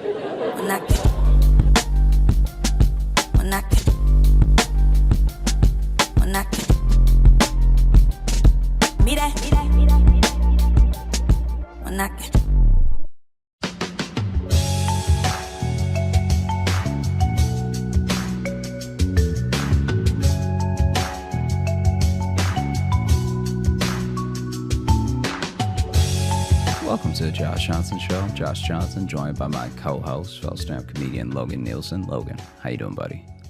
I'm doing okay, man. How are you? I'm fine. You know, it's like it's a pretty okay couple of weeks and stuff. Like I really can't complain. I'm finding though that I like living in New York. Mm-hmm. Not always in love with it, but I think that I understand old New Yorkers now, because the things that I've seen since I've been here, it's like at a certain point it does become too much, where you're not even like enjoying that there's a story there.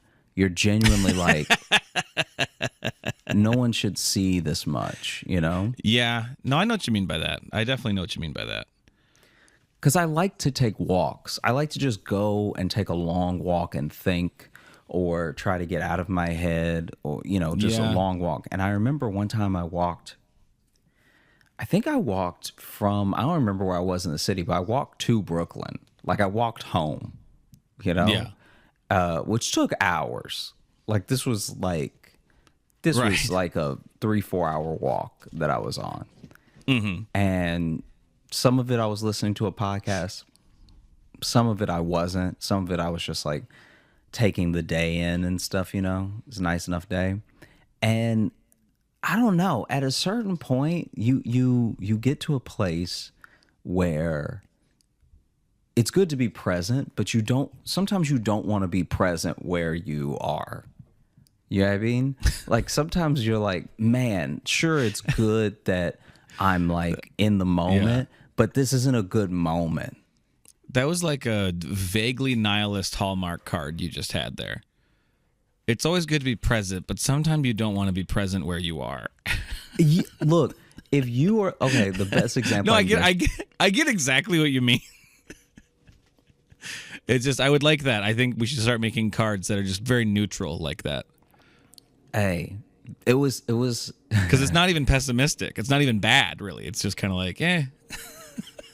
It's just there are some times where you only want to be so aware. Because awareness is like anything. It's like, I even think, this goes against any Zen teaching, but I think even awareness should be in moderation.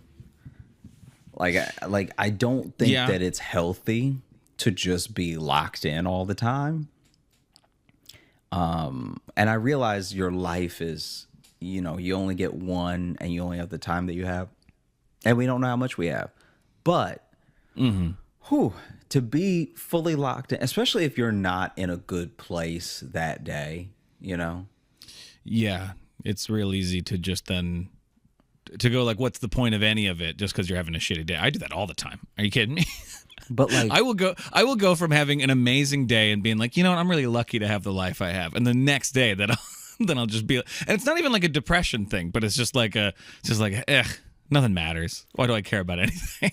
I went on this walk, and I at one point I sat down. I think I may have been at Meatball Shop, but I wanted to just get something to eat and something I know I would like. Like I was not feeling adventurous this day. I think I may have even been in a bad mood. Like I think easily I could have been in a bad mood. Anyway, I'm sitting outside taking the day in. And I don't even like eating outside. I hate it. I hate eating outside so much. You are a slave. You are at the mercy of the elements. And the people that love this is just, it's too much for me.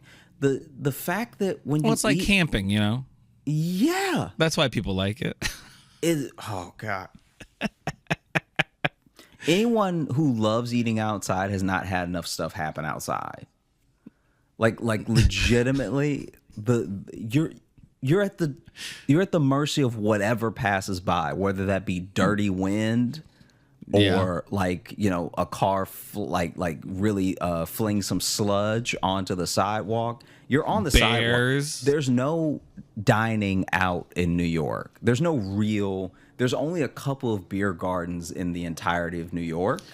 So if you're eating outside, you're eating on the sidewalk. You're on the street. You're at the mercy of the streets of New York. This place was busy, so I had to eat outside. And for whatever reason, that day it was nice enough I didn't mind it. And I'm like being present.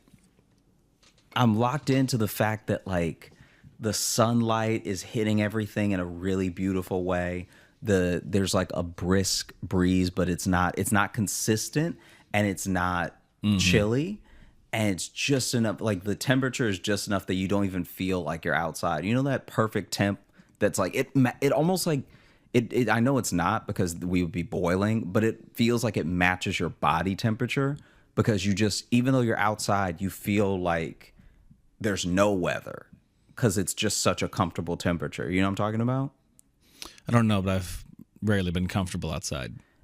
I'm a large, sweaty man. I don't know. I feel like we talked about this one time while we were walking, maybe when we were doing the Colorado shows, and it was so nice out that we were like, oh, feels. I think that's because that's an air quality we're not used to. Higher elevation, stuff like that. So it felt perfect. You get less of that, I don't know, heavy air. That could be it. Like my thing is basically, I said all this to say, I was taking in the moment. It was a beautiful moment, and it was broken by a couple that like sadly wasn't breaking up. This just seemed to be one of their fights that they were having. And they're at the table behind me, and it's just, you can tell they've been whispering for a while and now they're too pissed to whisper. And so it's just him being like, who even are you? who even are you? Yes. And I'm like, Yes. not Were today. they at one of the other tables? Yeah. Or were they just yeah. happened to be They were out? at the table behind That's me. even better. That's even better. So they're outside. And the worst part is that the entire inside is packed, but the outside is just me and them. Oh, okay. So, So you're this- a third wheel to this This entire argument. restaurant is too packed for me to even sit at the bar. Right. But then outside is empty. It's just me and them. Yeah. And it's like it was it's just too much. You know? Like that, because they're not even having like a nasty fight. Their fight is barely interesting, right? At one point the guy he says something to her, and now they're talking at the level that I'm talking right now. So not loud, but just talking. Just not whispering Right. anymore. They're both too angry Yeah. to like, worry about company. And Their guest, Josh. and basically out of nowhere she's like, I don't even want to talk about this right now. You're embarrassing me. And he's like, in front of who? Ouch. Burn. That's a dig at you. Well, he doesn't see me. He's like back to back with me. He's like, in front of who? We're outside. All right. Am I embarrassing you in front of New York? Yeah. And She goes, you're embarrassing me in front of podcast and television's Josh Johnson. What a great way to meet a fan. That'd be the best. It was horrible. And then they managed to eat. So I guess they must have got there like 5 minutes before I got there, because they stopped fighting in time enough to order, then start fighting again. Then they stopped fighting for the little while that they were eating, and then started fighting again until the bill came. And it was like That's too calm. That's too calm while having a fight. If you're fighting before you even fast. order. Yeah. That's the thing. They ate fast so they could argue more. They actually didn't enjoy their food so that they could be like, and another thing. Like, that is so wild to me. It was horrible. Yeah. I mean, if I'm honest, though, I would have loved that. But we've talked before. I enjoy a couple fights on the streets. So yeah, you would have loved this one. Just that's dinner and a slinging show. spaghetti out of your mouth on a sidewalk in the afternoon too. Like, that was my other thing where I was like, It happened today? No. This is a while back. Okay, but I was just wondering, was it a weekday? Because today's a weekday. No, it was a weekday. Yeah. Wow. So afternoon. In my head, this is when I was on hiatus. So then in my head, I'm like, okay, y'all are either like me, where you're on some sort of vacation and one of you has ruined it, Yeah. or neither one of y'all has a job anyway. So like, I don't know why.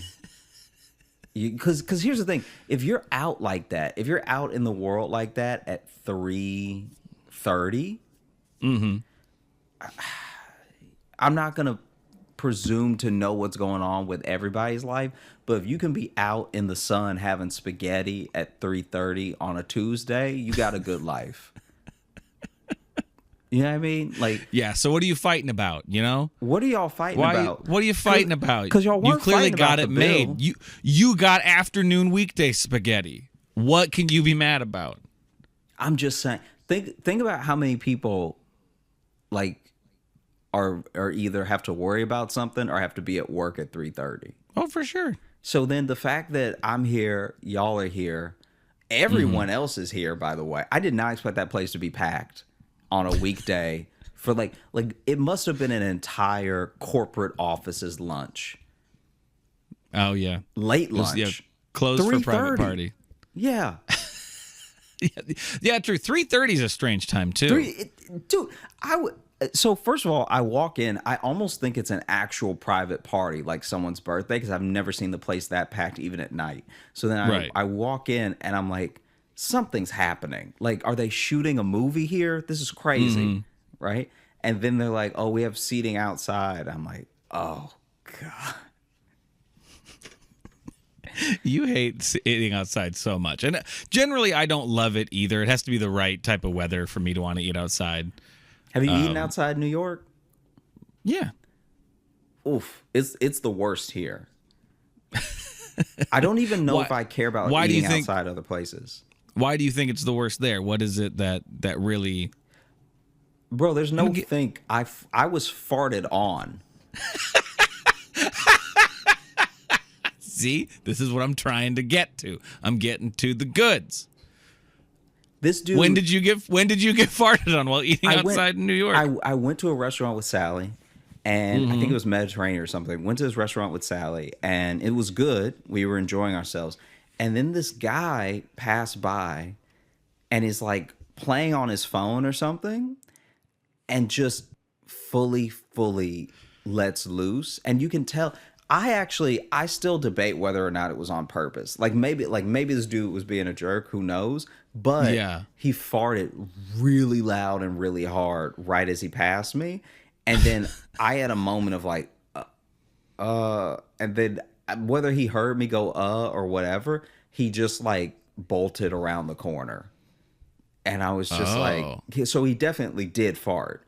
And it wasn't even like he farted and then laughed or whatever. I think this person was genuinely embarrassed. Yeah, something happened to him there. He wasn't expecting that. Yeah. And like, honestly, we're outside, so it's not even like I smelled anything. But I just realized as I was out there that if this did happen inside, I'm not saying it can't, but if it did happen inside, there'd be a discussion. You know what I mean? You're not getting away from me that fast inside. Oh, you can't. Yeah, you can't sprint away. Yeah. Yeah. You're saying there'd be some slight decorum, perhaps, if it happened inside. I would at least catch up to you and ask you if you have ruined your pants. Because it didn't sound like a healthy fart. Oh, see, so this is more coming of concern for them. You're more concerned about this person and their well-being. I guess. I mean, I wasn't that mad. I guess. But I would like to know. It's like, hey, are you gonna live? Like there's some noises that come out of a person where you're like, no, you're sick. Yeah. Yeah, that's No. Yeah, especially I don't know. Why is it worse that it's someone not at the restaurant with you? It's just a passerby. It's just a passerby because they could be living a dusty life. They could be living like a genuinely unhealthy life where they shoot out hot dog farts at you as you're just trying to enjoy your grape leaves. Mm-hmm. Okay. So you've been farted on. Gotta say, that's a first great reason. It's a first great reason to hate dining outside New York. Mm-hmm. Is there any other reason? Because you keep talking about the elements. Has anything happened to you elements wise? This did not happen to me because I was inside. Okay. But I saw outside that a bike messenger, at least he looked like a bike. He could have been seamless, but a bike messenger completely totaled a table.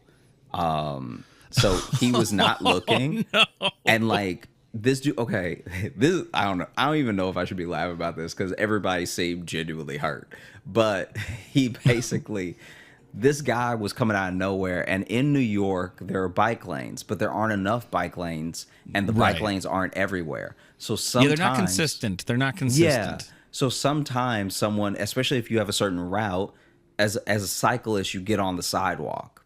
Mm-hmm. This person clearly was turning from a street with a bike lane to a street without one, and was not looking ahead, was probably looking sideways or maybe looking for the bike lane or whatever where it was going to continue. Because behind them, they're being chased. To be fair, there was a van. Like this is what ended up happening. There was a bike lane, right? This person was in the bike lane. At the turn, like at the intersection, there's a parked van that they would have either had to turn more into the road to pass or mount the sidewalk to pass. Okay. Gotcha. Yeah. When they mounted the sidewalk, whether they were looking at the van or whether they were looking to see if the bike lane was there, they mounted the sidewalk and then just completely ate up this couple that was sitting at a table outside. Damn. Like it was really bad. That's like a like the person, that's like a movie stunt. Yeah, like the person on the bike went flying first, right? Oh, no. So the person on the bike went flying.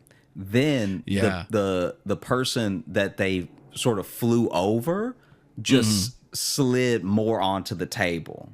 Then the person that they flew into fell back with them. And so the person that they flew over that's like pushed into the table just falls sideways. So then all the food falls on that person. But it was one of those things that when you see it, you immediately think that the cyclist is in the wrong, but then you see the van and you're like, all right, well, I don't think that should be there because no one was in it. Oh, Someone just parked their van, like, you know, kind of in the intersection almost. But yeah, like, just imagine you're at a restaurant and the table explodes. Yeah. I was gonna say, like, yes, it sounds bad. It sounds like everyone got hurt, but golly, I bet that'd be great to see. Look. Oh man, that'd be so awesome to see. Sounds really bad. I hope everyone was okay.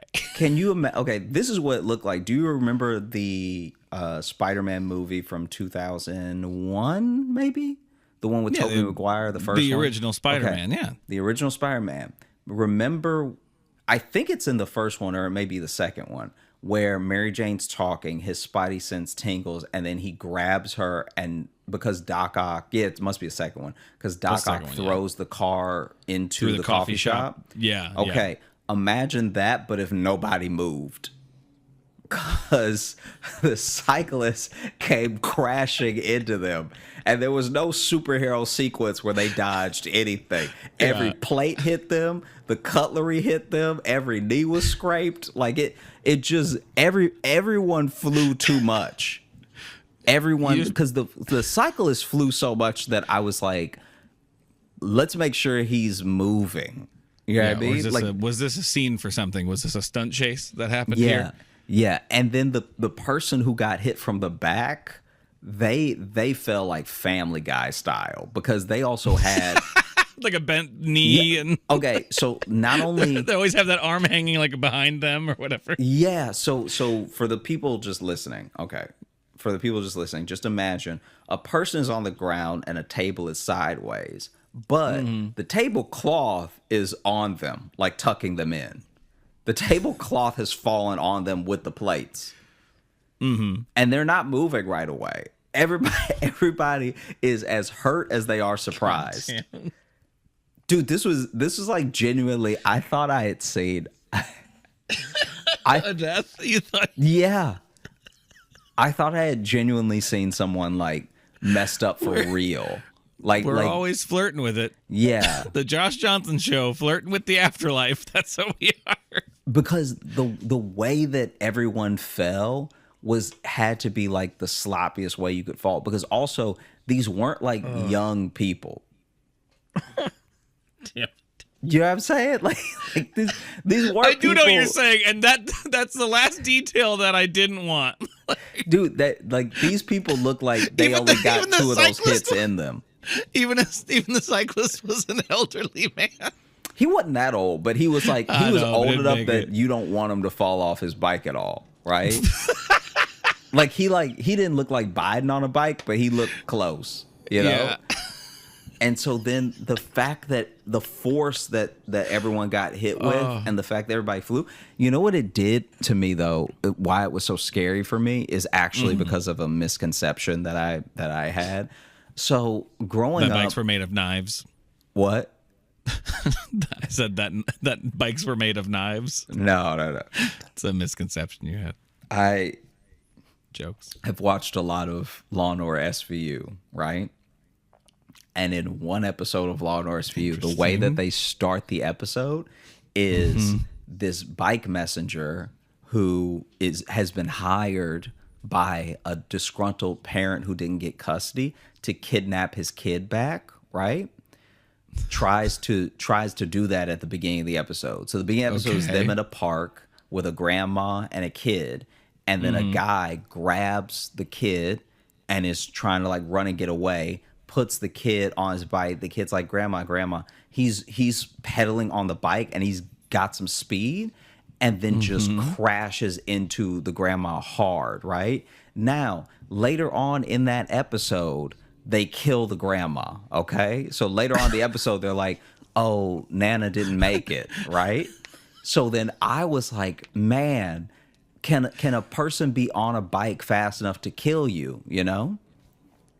And so when I saw that, even though I know that they'd have to be going Usain Bolt kicking levels fast to kill you, I still had a flashback of when I was younger and that bike messenger hit that old woman and she died in the episode. So when I saw the like table explode, because also like food is hitting the window. Right. So like there's little like dips that have hit the window and you're not sure what's sauce and what's blood, you know? Because you're like, did these people just explode? Because I can't see everyone. I just love that you had like, you had a flashback to a TV show. Yeah. Because dude, I thought these people could die. I thought that you have PTSD about SUV. Huh? Don't get mad. But you said the vehicle. Oh, I did say the vehicle. Yeah, We'll go again. PTSD from SVU. I think it's because SUV sounded better rhyme. It does rhyme, yeah. I think that's why my brain did it. That's why I almost didn't say anything. Yeah. PTSDVU. Jeez. But yeah, no, they like Miami. They got that was like hard to watch. Sounds, and in my head I was like, man, this is why one of the other reasons why dying out. And I've actually, I don't know who I've told this story to. I think this is the first time I'm telling that story, and it's to you, because I don't think I've ever told Sally about that. You were really traumatized by that episode of Law and Order SVU. Dude, okay. So this is the thing that happened in my head in the restaurant. Yeah. Because once again, I don't really care about eating alone. Like I'll go have a meal by myself and just chill. Right. Especially if I heard the place is good, or if it's right there and it looks, like reasonable prices, anything. And you're gonna hold a server hostage with conversation anyway. So yeah. So I'm sitting at the bar when this happened, right? Okay, so you were in the restaurant that it happened out in front of. Yeah. Oh wow. Okay. Yeah. That's even better. And so I'm that's like eating tacos. It's like the people. It's like the people who are inside in Ghostbusters when Lewis gets attacked by the dog. Dude, the table explodes and everyone calmly goes back to eating. I'm like, and a couple people. This was so funny to me, right? This is when I knew I was in a different place, because this is early when I lived in New York. So I was like, I think I was in Queens, right? And okay. And so then the whole thing happens, and just like bodies flying and everything, and then like everybody hit the ground, right? And there was only 2 tables outside, because this is pre-pandemic. So this is just like, hey, we have these 2 tables. These 2 tables and these 4 chairs in front of the restaurant. Everything else is in the restaurant, and the restaurant's too small. It's like a little storefront restaurant, right?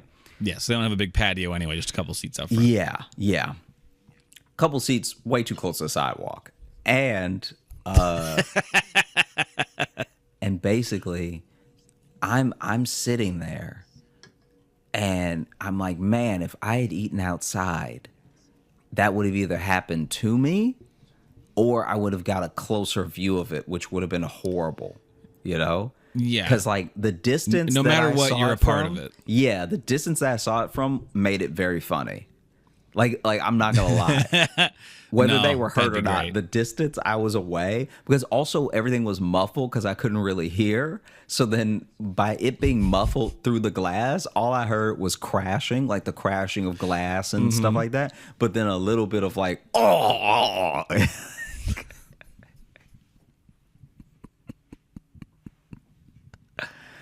Because my man that was on the bike caught some air, okay? Like he didn't fly forever, but like, okay, I'm trying to describe the trajectory the best, because there are some people listening, some people watching. So the guy is like hitting the first person. But when he's hitting the first person, the bike is most of what's hitting the first person. So the bike is what's really driving that person into the table and knocking them sideways. When he launches off the bike, it's into the person who was sitting across from them, but it doesn't fully stop there. So he hits the person. So he launches into a spear move. Into like kind of a spear. I'm surprised the second person didn't explode because he launches into a spear, which knocks them back and over, but then he keeps flying a little bit.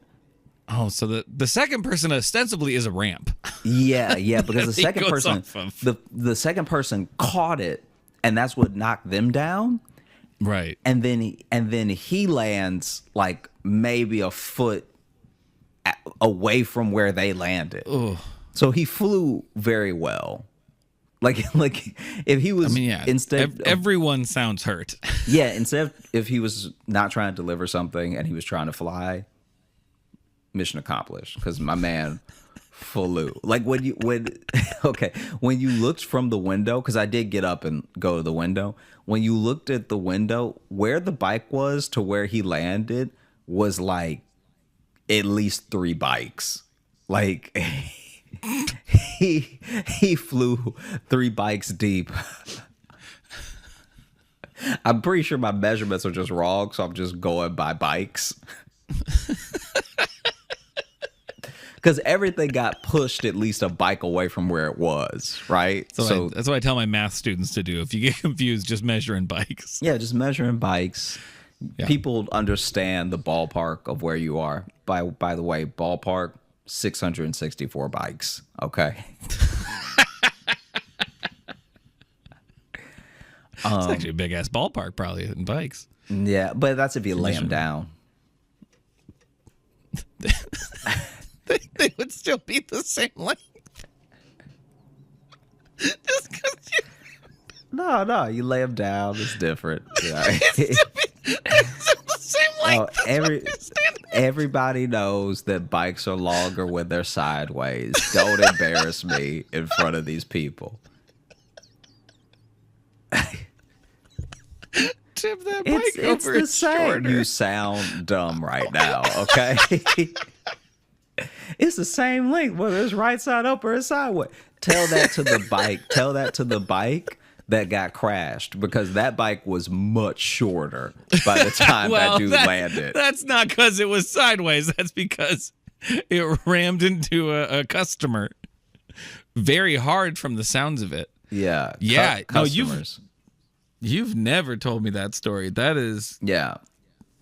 Because that's a brutal thing to see. It was really bad, and in my head, even when it happened in my head, I was like, even if this cyclist had tried on purpose to do this to the restaurant, he would have barely made it through the glass. But the fact that they were just open, hit it and just all the way down. Yeah, the fact that these people were open out there in the air, exposed, is why they got the way they did. They were exposed to bike. They were just out here living raw, and then got hit by a bike. Living raw. Yeah, you can't just no protection at all. You gotta be ready for bike. Yeah. You have to be ready for bike. 100%. You never know. So at least put one of those big padded like bear suits on or something, because you gotta protect yourself from bike. Or at least a helmet. That's irresponsible. You getting slammed into the table. That's what some restaurants will start doing, that to be like, hey, to cut down on liability, we ask that anyone eating on the patio wear a helmet. Also, I really wanted to know. They spray them out like bowling shoes and just give them, there you go, there's your helmet. I've thought about this for so long.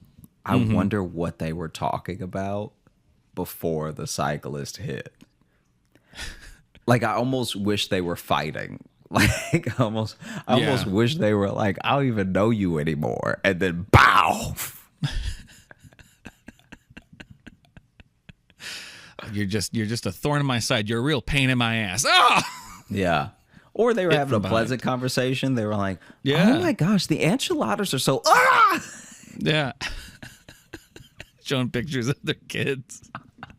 And Amelia's 4. Yeah, she's, oh my God. I really wished it would have been like as funny as it was to watch, because everybody eventually got up and they didn't look great. Like they had their scrapes. They were definitely hurt. But They left changed. yeah, yeah. This was a life-changing meal. Hey, can I tell you though? Can I tell you the couple that got hit, what'd they do? They came inside. They took their ass inside and sat at a table like civilized people. And then acted like nothing happened. The cyclist limped away on his broken bike, but I would have loved if they were lawyers and they were like, now these documents are really No. salsa and blood.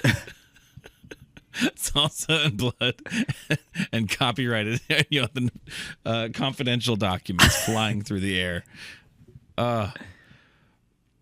You see those things like you specifically, because you've seen men trip on bananas. Yeah. Genuine cartoon thing. I'm still jealous. It's fire. the main thing. It's the main thing I'm jealous of you of. Yeah. Career stuff, I don't really care. You getting to see that man slip on a banana? Yeah. That's seeing the face of God. Panic in his eyes. Yeah. You see stuff like this. You see men dropping their spaghetti on the bus. Yeah. I'm starting to wonder. If there's something deeper going on here. There's some sort of you're some sort of strange blessed individual, because you're always near these things, but you don't really get into, like, you don't fall down a ton and get hurt. Like, it happens sometimes. I fall down all the time, dude. The burger. The burger. It's true. Okay. So generally, you're a magnet for these situations. Sure. But I'm also out a lot. By being out a lot, if you go out because here's the thing, lived in New York 6 years. If you go out in New York every day for 6 years, things will just start to run together as they happen.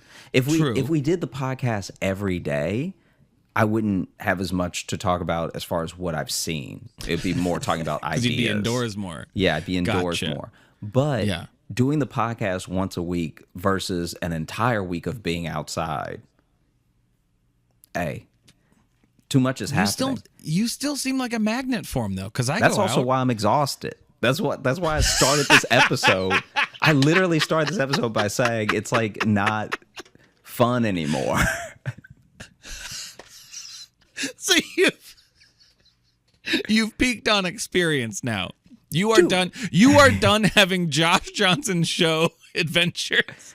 Dude, imagine if you just and luckily this has only happened to me once, but imagine if you just saw 2 middle-aged people maybe die once a month. Eventually you'd be like, hey, I think I'm just going to take Ubers now and Seamless and do my spot and go home. Oh, very true. I understand that, but I still think you are a specific magnet for them, though, too. Because even when I'm out and go on adventures, or I'm, people always ask me if I have stories, because I work with kids and stuff. I work I'm a sub. You think funny stuff would happen being around a bunch of chaotic children all the time? No, not really. Do you talk to them a lot? What do you mean talk to them a lot? Like, I feel like even now, even in this episode, there was a point where you said, see, that's what I was trying to get to, right? So from talking long enough, I finally gave you something that was interesting where you were like, that's what I was wondering. Does that make sense? I think that with kids sometimes it's like, because they don't know much, they don't have a lot of life experience, and they don't know a lot of things, anything interesting that they have to say is after like Oh, no. I'm also not even talking about them, what they say. I'm just talking about them being chaotic balls of rubber. Oh, You'd think I'd see more chaos, and I don't. But the chaos finds you, is what I'm saying. Oh, no, That's I see. That's what I'm getting at. I'm in situations where chaos should be abound. Mm-hmm. But 'tis not. Also, maybe when But it's happening to you a lot. I know I'm more of a shut-in than you. I mean, not a shut-in, but that's not the right word. I feel you. But I stay in more than you. But still, you see the craziest of the craziest, and I'm just starting to wonder: is there some sort of curse? Are you some sort of strange chosen child? I think it's literally just math. I think it's like if you go out every day for 7 days, and if you travel 2 of those 7 days, then Fair. like eventually, because like when you think about it, it's like a lot of it's happening. Some of it's happening. This is the first time that we've talked about eating out and why I don't like eating outside and why. But Well, let's be careful with that wording. sure. But I feel like a lot Josh of it has and Logan been talk airports. eating out. All right. And it's like, just the places that I am. But I never see anything fun in airports either. I'm in airports pretty often too. You've seen full-on fights in airports. I know you're in airports way more than me. Yeah, but I took Spirit. Like this is the thing. I guess to me, it doesn't feel abnormal because I'm also being put in, or sometimes putting myself in, less than ideal situations for me to have a normal day. You know what I mean? That's true. I guess, you leave the house striving to not have a regular day. Dude, I went because on you're like, I'm going to talk to strangers. And I went on a 4-hour walk. That's not going to be conducive with nothing happening. Yeah, that's fair. That's the fair. Walk I was talking about where I stopped at the place. Right. But it's like okay. A 4-hour, like I even have to steel myself sometimes to be like, listen, just to me in a mirror, listen. If you go on this 3-hour walk right now, you are probably going to have something happen. This is not a safe or good place that you live. This will not be the relaxing experience you're hoping for. If you walk to Queens, you will see something. You know what I mean? Because that's the other thing that I find too with people where you look at LA as a great example. So it took me a while to learn my lesson that New York and LA were different in terms of walking, to where even if you could walk, you shouldn't necessarily walk depending on where you're walking, no matter the time of day. Because when I was in San Francisco and we were recording those episodes remote, you walked into a wedding, so you got to be careful. And that was just anywhere. A walk between episodes because I was like, oh, okay, this place is 1.5 miles away, so I'm just going to go there, walk back. And it was insane, and half of it was horrible. Like, true. It was not good. So I think that's what it is. I honestly, because you're not the first person to be like, how does all this stuff? And I also don't look at it as happening to me. I see it as happening. But still getting to be a witness. You're still near it. And that's what I'm saying. Like sometimes people are just like, anything crazy happened, when you were in New York or LA. I'm like, not really. Yeah. Like, I don't know. So I'm just saying, I don't want to rule out some sort of curse or prophecy. Just putting that out there. Oh, gosh. Okay. I'm just saying that you are somehow the magnet. I don't know. There's something. It's a good thing. I don't know. I'm just saying. Another option is that I just thought of, because you do see a lot of these things when you're out, but we also talk a lot about how bad your eyes are. So there is a chance that anytime you just see a flourish of colors, your brain fills it in as violent chaos. Yeah. I'm like, so maybe everyone in New York really knows how to throw hands. Like everybody in Queens is so good at exploding. Yeah. Really good. It's crazy. So there's also that. There's also maybe. Yeah. If you just got glasses, then suddenly you'd be like, why is life so boring all of a sudden? I don't see anything anymore. I mean, it could happen. It's like those people who always want a certain type of car and then they get it and they're like, it's okay. Yeah. Or they immediately crash it. Yeah. Or something like that. Okay. I'm just trying to build out the JJU. So I feel like we haven't fully gotten into the what I'm creating is a prequel series. Jeez. About your adventures. Yeah. Which is what magical amulet you have in your house that leads to all these things.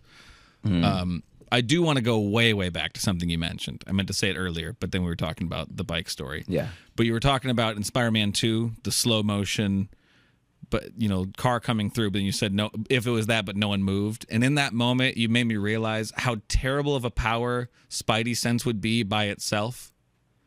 Yeah, if you just had it, but you didn't have it, you would just know for a while that something bad was going to happen. You would get the slow motion experience of being crushed by a car. Yeah. But no. Just you no. like, oh. Oh, no. Fuck. Did you ever, okay. Apparently that Dane Cook joke is a real thing where the woman was at a NASCAR event and a tire came off in an accident and it flew into the stands and hit her. Oh, yeah, that was a famous thing, yeah. Oh, okay. So I feel like that's the best example of it. It's like you see the tire coming from so far away, but you don't feel nimble enough to get away. And you're also just mesmerized by the fact you're like a deer in headlights where it's like, is this really going to hit me? And so you just kind of throw up a hand, maybe. I remember I did that with a basketball where this kid, first of all, they were too big for me to play with, but like that was PE. So it's just part of life. But in junior high, a bunch of kids had been like out sick or something this day in junior high. And it was like, for whatever reason, maybe I was in high school. I don't know. I was like a puny kid anyway. But like, for whatever reason, I was one of 3 scrawny kids in 2 basketball teams worth of kids playing basketball for PE, right? So we split the court for each team, and you couldn't cross because that's the other people's game, whatever. Right, yeah. And this kid passed the ball to me so hard. It's honestly, I've been hit with a baseball and I still think that basketball was faster. Like, this kid passed it the way you throw a dodgeball to hit somebody, right? Right. And it's coming at me so fast that all I can do is like, all I could do is put my hand out. And I put my hand out for what should be a catch. Like, you know how, okay, this is the best way I can think of to explain it. In physics, sometimes something...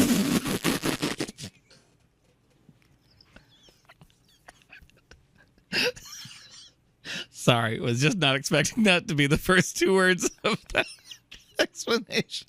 In physics class, they taught us... In physics. Yeah. In physics class, they taught us that sometimes the speed of an object will like fully change the result that you're expecting. So instead of a ball bouncing off of a wall, if it's shot hard enough into the wall, it'll either explode or go through the wall, depending on what the wall's made of. You know what I mean? So the ball is coming at me. I stick my hand out, not like an athlete, but just... No, you've never done that. Why start now? Just like someone who knows a ball is coming, right? So my hand's not out in a defensive position. I'm not like this, but my hand's out in a way that I can at least catch it, you know? Sure. It's coming at me so fast that I don't have enough time to get the palm in the way of the center point of the ball. And so all it does, and I watch it happen because my hand's like this far out, right? The ball's coming at me. I watch it slowly, and it truly happened in slow motion in my mind. I watch it slowly bend my fingers back and betray my face. Just like... It was... Yeah, your hand gave up your face. Yeah, because it was coming so fast that I put my hand out. It bent my hand back like this. And just was open season on my face.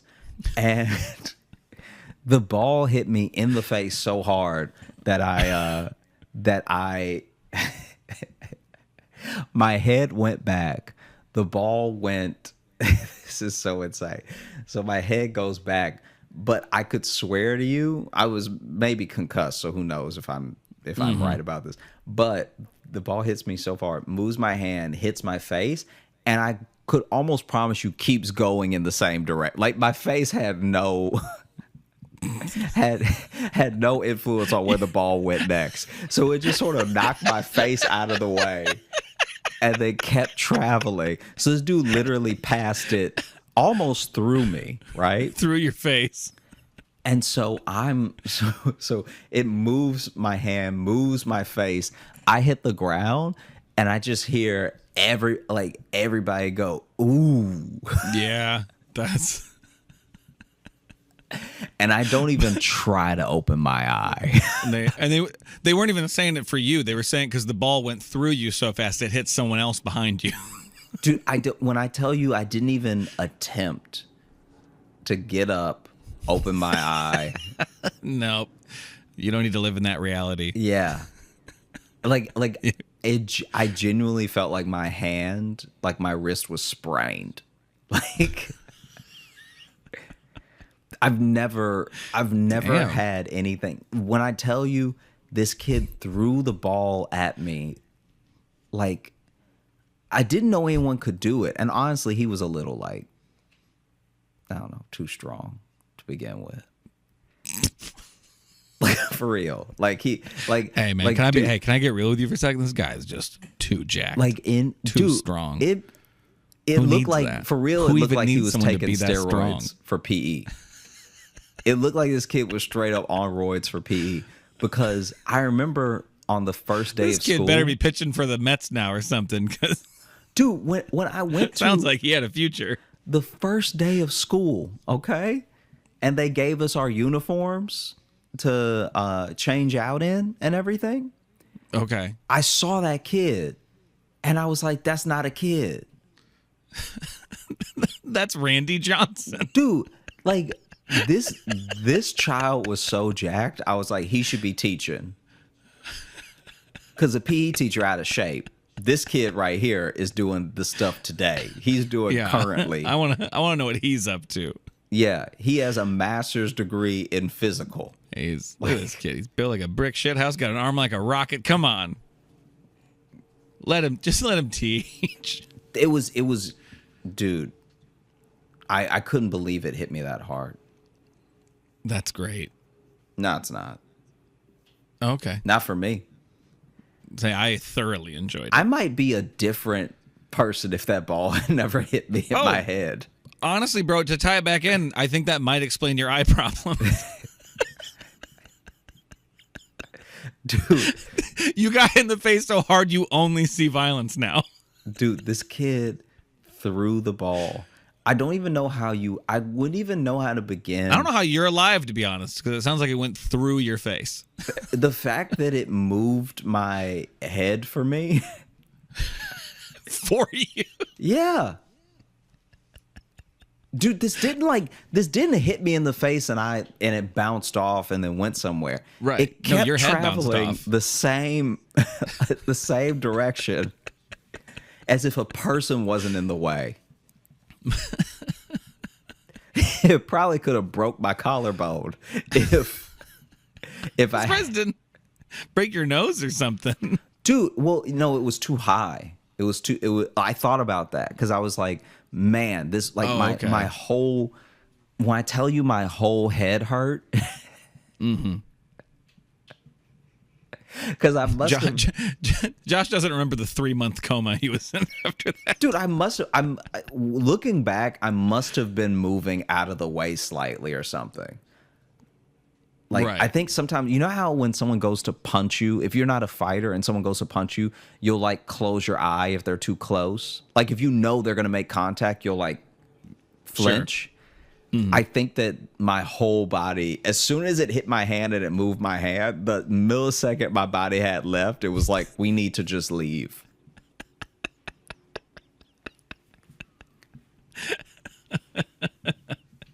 Yeah. Just every part of you took over. Like a cat when it jumps, just inherently just knows to spring up and around. Dude, it was so bad. I was like, and then that's the other thing too. I never really got an attitude with my PE teacher, but that was like the one time I like got up and he's like, Johnson, you all right? I'm like, what? Am I? It was like the most sass I had probably had with a teacher up to that point, because I was so offended by the question, because I was like, no, my man, I'm changed now. Did you see now. what happened? For you to even ask if I'm all right, you know I'm not. DIB? I don't remember how mangoes taste now. It hit me so hard. I have forgotten flavors. Bro, I'm tasting blood. And I do not remember biting myself. I think that my body just sent me a little bit of blood in my mouth to remind me I was alive. I didn't bite my tongue. I didn't bite my cheek. But when I woke up, I was like, I could taste adrenaline. Yeah. My brain is sore. Yeah. This has nothing to do with dining out, but, you know. No, I think we found a whole other thread there, which was the the final destination life of Josh Johnson. Dude, this was just the Rube Goldbergian chaos of a day with Josh. I'm not saying you have to coddle kids, but like let them play with kids. This kid is clearly an adult. It's happened to me a couple times in my life where I've had to play with a guy that was like too big for us. And I'm like, this you need to stop this. Let him do his pull-ups by himself. He clearly wants to be strong. Let him be strong somewhere else. You got him playing basketball with regular kids, with regular children. You have him playing basketball. It's goofy. It's like you should be ashamed of yourself that you thought this was like a competitive game. These aren't playmates. These are victims. Dude, send this man elsewhere. This kid had so much hair.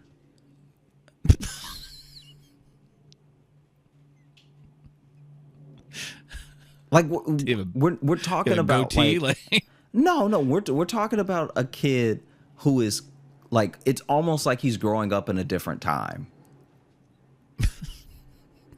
Because you know how men in like the, I don't know, whatever, like the 1800s would have like, since they lived to be 36, they'd have a full chest hair at 10 or whatever. Yeah. This kid is like living like that. Because not only is he stronger than everyone, he's got so much hair. Like he puts on his PE shirt and we see the hair coming out from the collar and everything. This dude is testosterone.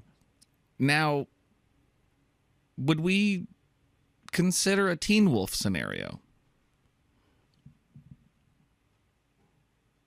It would make more sense than just a child being that strong. than just a large, strong man. Either that dude has been held back and is low-key lying about his age and has been held back for 5 years straight. Yeah. Or he's a teen wolf, because none of it makes sense. Sound like you said Teen Wolf, which I really liked. Yeah, Teen Wolf. sounds like the lame knockoff of Teen Wolf. Yeah, Teen Wolf, 2 F's, 1 U.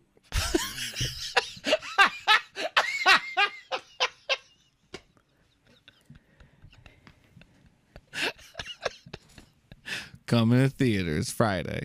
Teen Wolf. Teen Wolf. Shall we open up the mailbag? Yeah, let's do it. Okay, let's open the mailbag. Got a couple here. This one, I just did a weird move around the mic for no reason there with my phone. This one is from Becky, a.k.a. Recky, I believe. Or is it Reeky? W-R-E-K-Y.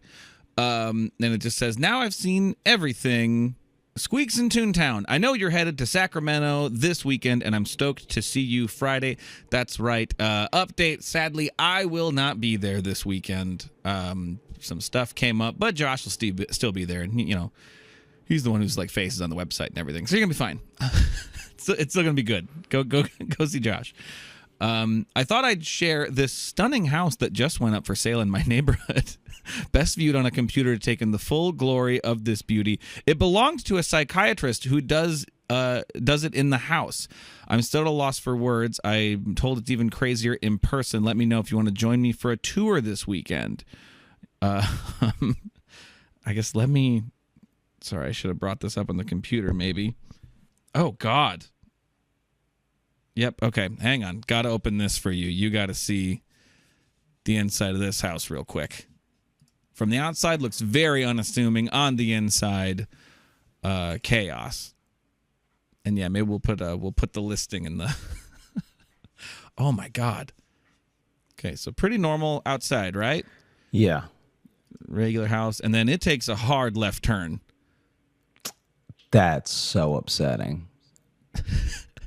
For the people just listening, well, yeah, we'll put the link maybe down below, but it looks like if SpongeBob was into kink.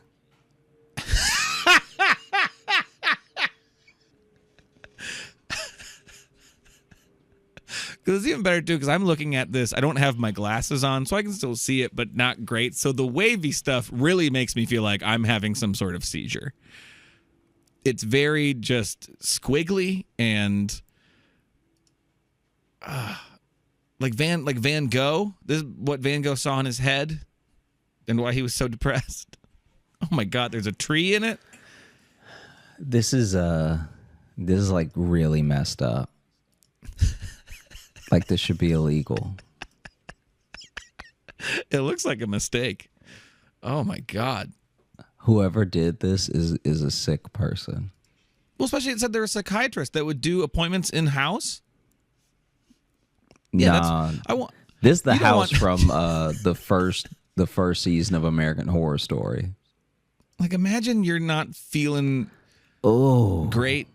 Yeah, that kitchen then looks busted. I don't know what's going on there. That's a hard. They didn't put as much work into this. I think they put the same amount of work. And the kitchen is just the place where it all just really comes together. There's no excuses. And then there's just a bunch of blank room. Yeah, because the other rooms, I think, I wonder if these were painted to try to cover it up. But then, wow, that's a whole landscape. That's a lot. That's too much. That's too much. That's really upsetting. Like it. Wow. Well, Josh, you can go you have $1 million on a viewing to burn. Yeah, it looked pretty expensive too. Yeah. And by $1 million to burn, I mean it would be better for you to burn $1 million than buy this house.